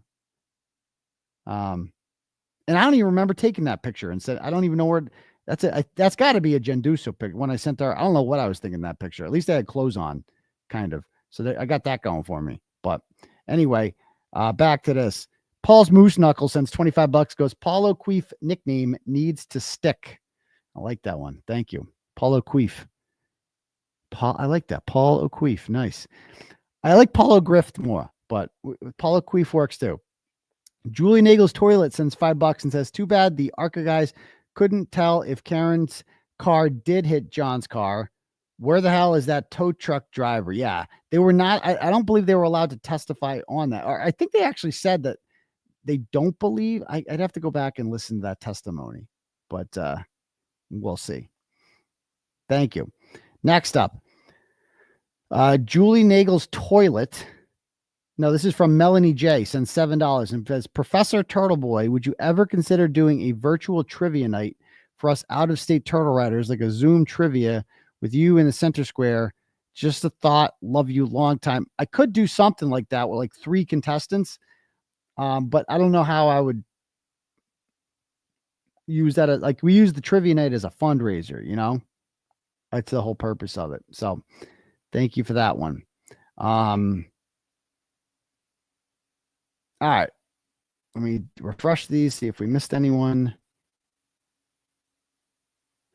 D fucking Smith sends $10, says you should have heard Chris Albert when someone called his pizza shop and ordered the rubber ducky special. Bro, you got a lot of balls. Again, I would not recommend that. I'm not telling anyone to do that. Not even Ladybug. I wouldn't even get Ladybug to do that. So thank you. Katie Nelson sends $10, goes, hi, Daddy. Good show. I like how Daddy still sticks around. You know what I mean? That you guys choose, because I made it clear.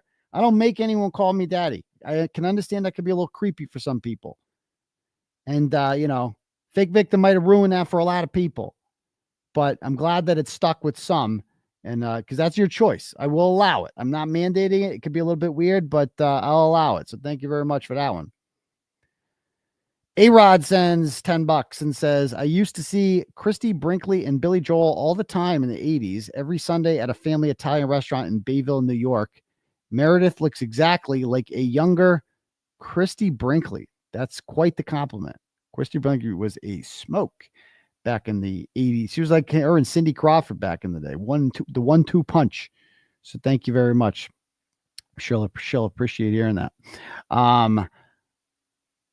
Okay, let me see if we have any cash apps here.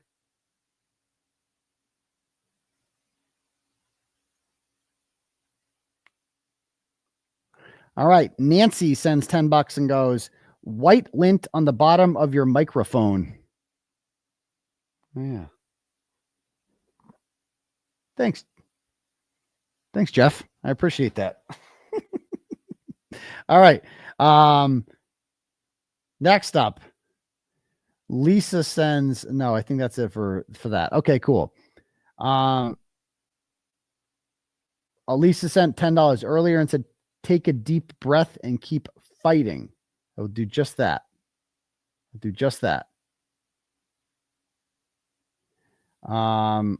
Okay. And Nancy sent 25 earlier that said, why is it being said? I don't remember what that's about. Oh, the glazed donuts thing. Yeah, we explained that. Thank you, Nancy. Because Paul said it in a message to his guma. So there's that. Or not his guma. A guma you have to actually like hook up with to be a guma. She's not even a guma. So there's that. And honestly, if she did that all just to fuck with him, that's not on her. That doesn't make her a bad person, which it appears as if she didn't. She says that she reached out to him, showed me the messages, reaching out to him, offering solace. And, he turned it into a dating game. And if she duped him into thinking she was interested to see what he would say, then there's nothing wrong with that. I'm sorry. There's nothing wrong with that. Because it's like, if she has a problem with Paul O'Keefe and his behavior and she wants to expose him, she exposed him, bro. What do you want to, what's wrong with that? That's some CIA shit.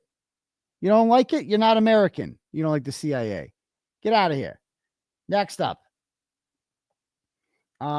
Lisa sends $5 and says Lizzie Proctor was praising Grant at Boston College today. Interesting.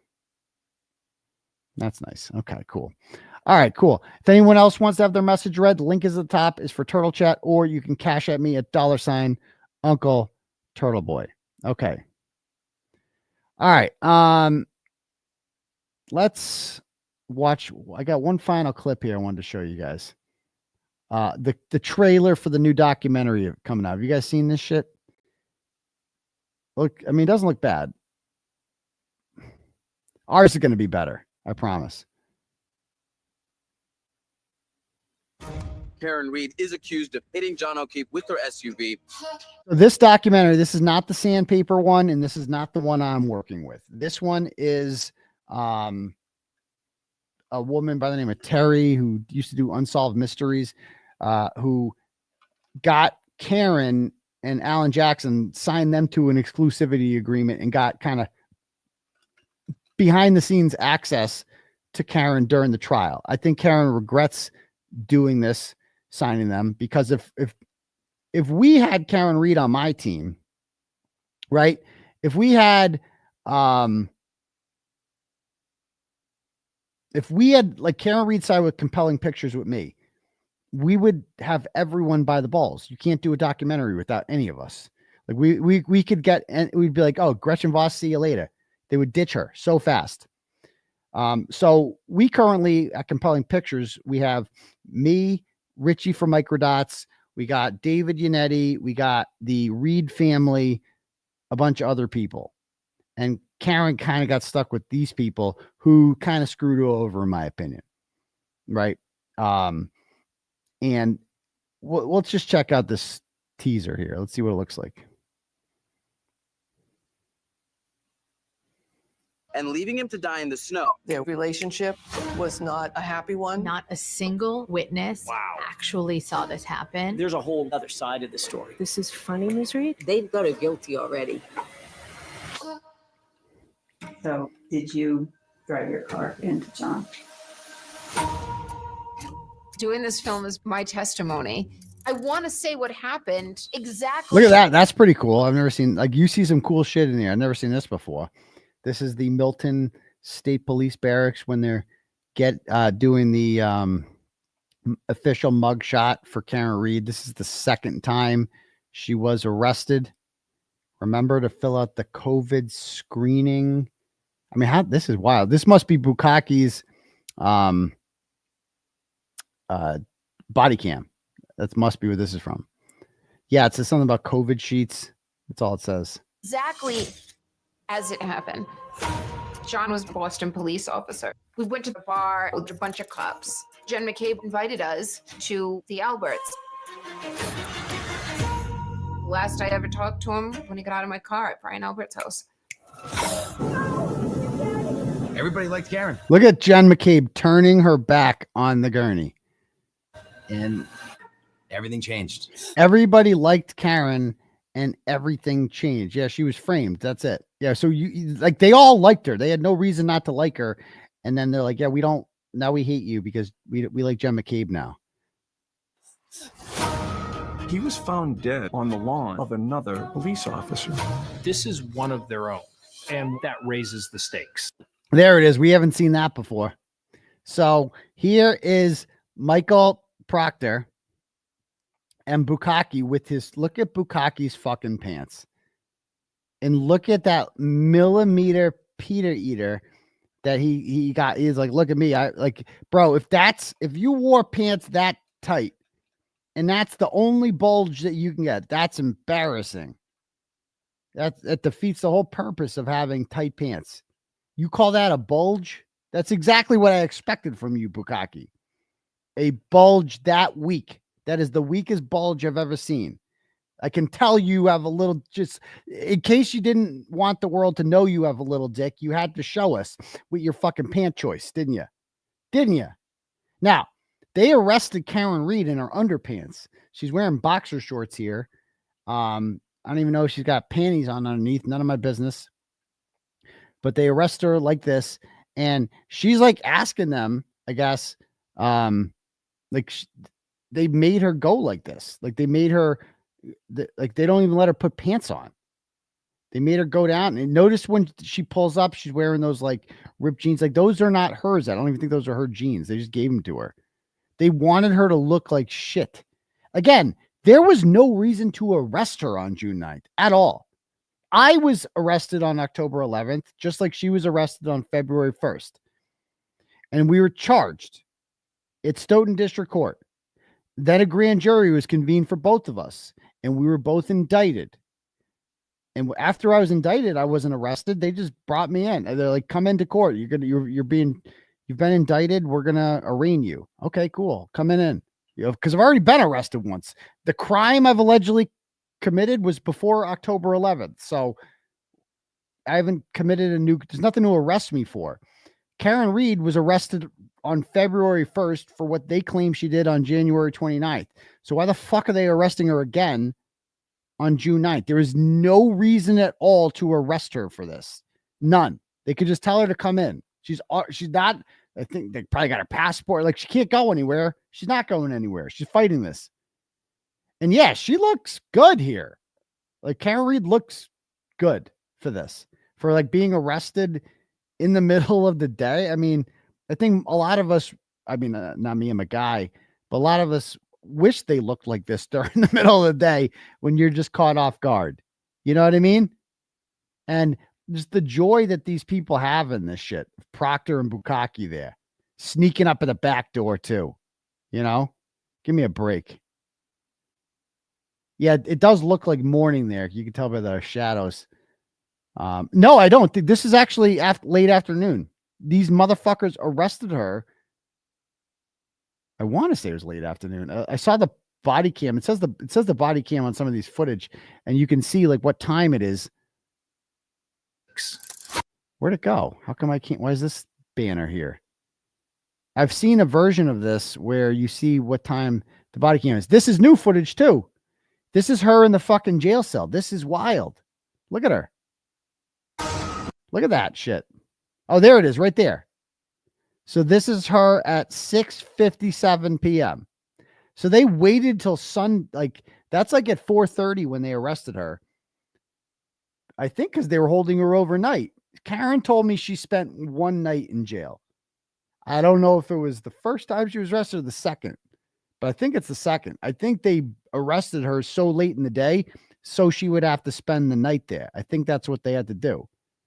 Because the next day she came in, her hair was raggedy and shit like that. She didn't look top notch, etc. I think that's the way they liked Karen Reed looking. I mean, this is sadistic. You're right. This is sadistic. Like, this is insane. And she only said she spent one night in jail. She's got to use the bathroom in front of these monsters, these animals. They watch her change. Like, they're just perverts. I mean, the same guys saying they're looking for nudes in her phone. It's so sexual and inappropriate, these people, how they are with her. Like, it's just bizarre that they're able to get away with this shit. You know? Fucking. Anyway, what was I going to say?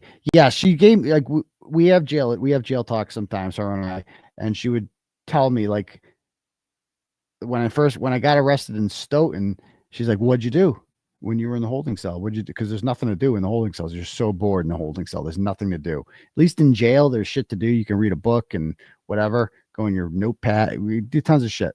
Here, it's like you're just sitting there.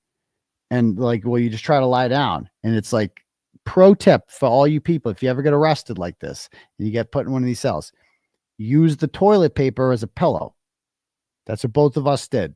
You could thank me later. It acts as a nice little pillow. It can be done. So there you go. So this Karen Reed being... Miss Reed stated that she hit him 3 times. I hit him. I hit him. I hit him. That statement doesn't appear on any of the tapes. They were shocked. I am not on trial. I am a witness.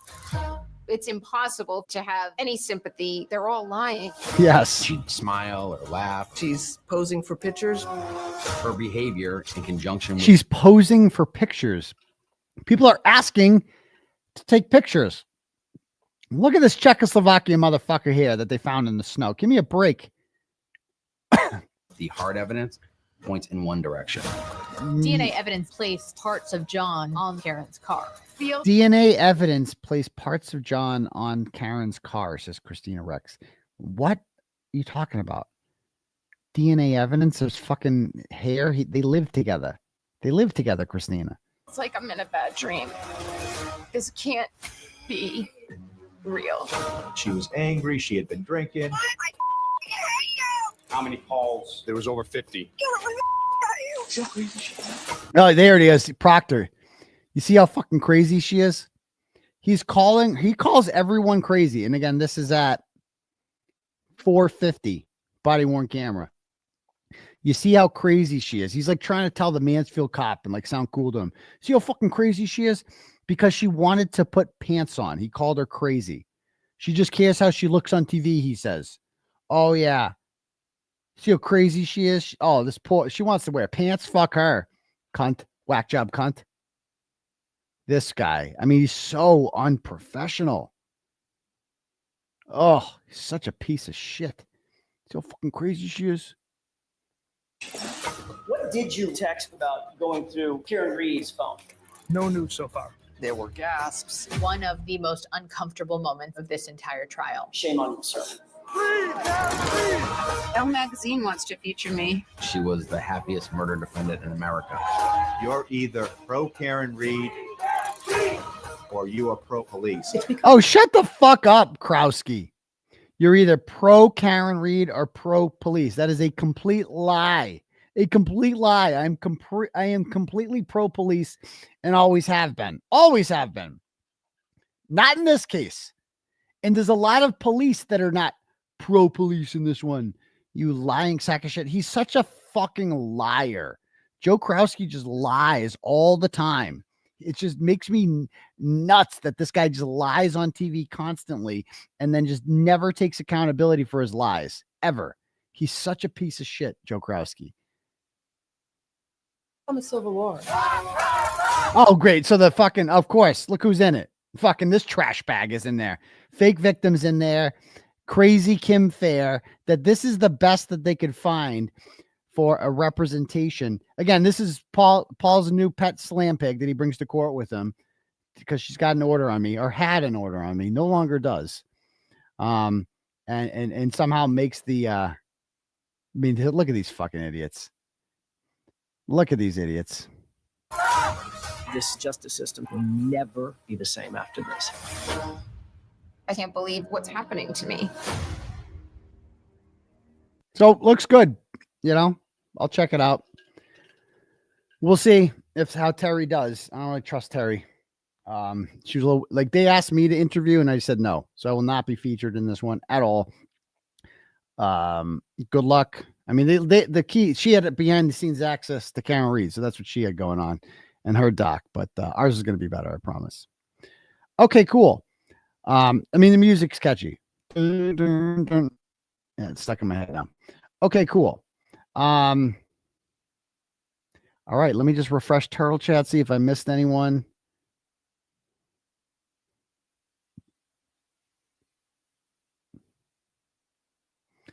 Hot glazed vanilla donut sends $10, goes, why did Jillian post this tonight? The book has been shut. The federal investigation into the John O'Keefe case is over. There were zero findings. There will be no feds knocking on anyone's doors with indictments. To everyone who jumped on the bandwagon and listened to the noise rumors from the FKR side, I'm sorry you fell into that lie trap. Time to reveal to believe everything you hear. Justice for John is getting closer by the day. I don't know. Jill has a Twitter. I don't even know that, but I don't really care about anything Jill says. None of that means anything. And if you guys are taking anything these people say on Twitter seriously, please stop, because they're idiots. Melanie sends $5, goes, I meant virtual trivia night and we buy tickets to be on a Zoom with you or something.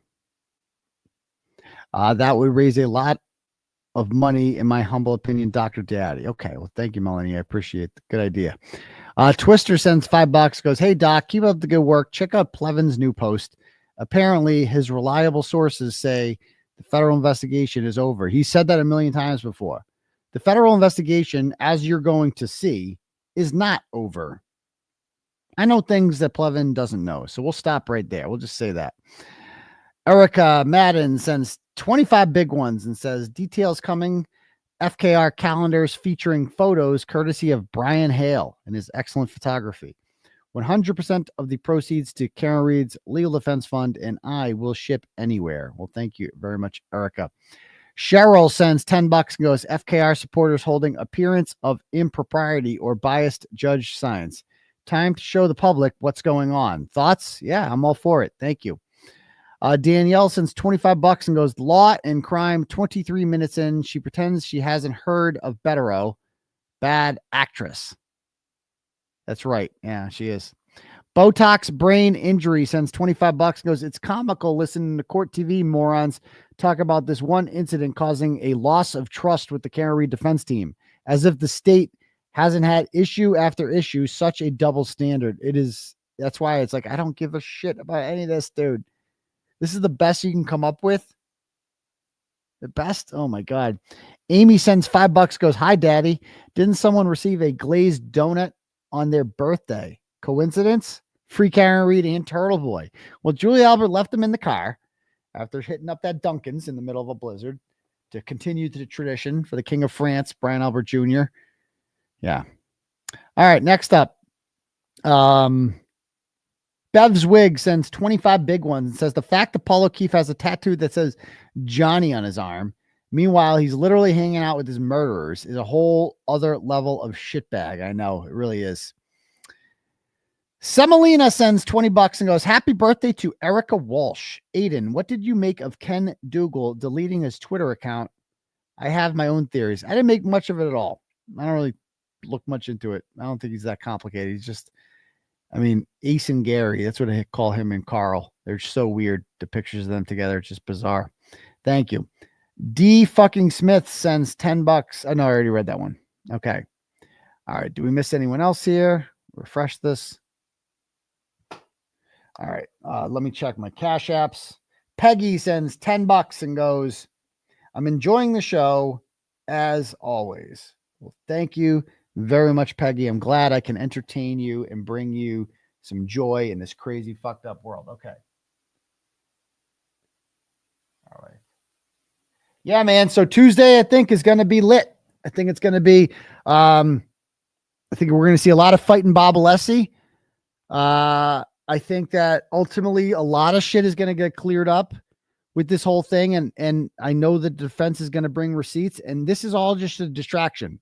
At the end of the day, I don't think Bev is going to do anything in regards to Jackson besides like be like, you're bad. You need to keep it together, Mr. Jackson. I don't think she's going to do shit about it. But I think that this whole thing is just a distraction from the defense that they're supposed to be putting together for this trial that's happening in a month or so, you know? Do I think Paul O'Keefe will show up at court? Yes, he would never miss it. And he's going to be embarrassed through this time, I think. I can't wait to see Paul O'Keefe. Hey, Paul, how you doing? Bringing donuts with you at court? Nice. Yeah, I don't read anything Plevin says or take him seriously at all, and nor should anyone else, because he knows nothing. He has no sources, nothing. He just makes shit up. I've asked Plevin this before. I'm like, how come he's never had on any of the McAlberts as guests on his show? Why won't any of them go on anything and talk at all? If they're so innocent, if they're just witnesses, why aren't they talking? They don't mind going out on Main Street and talking shit and, you know, running their mouths. They don't mind using anonymous accounts on Twitter to do that, but they can't go on Plevin's show, which would be like the friendliest place ever for them, and just talk about this. His audience would love that. They would eat it up. I would watch that. It's weird that none of them are willing to do that, you know? There you go, Richie, because the feds are watching. Exactly. Because they know the federal investigation ain't over. They know it is. All right. Anyone else got anything to say? Any comments or anything?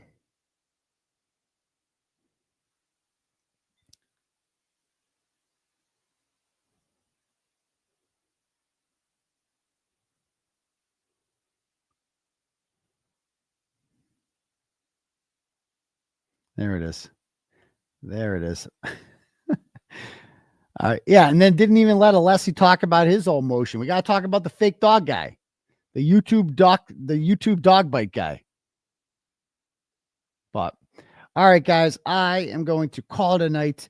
But I love all you fine people, and you guys. I'm going to the Celtics game tomorrow. If anyone's at the Celtics, I'll be there tomorrow. They got an afternoon game, 1:00 against the Knicks.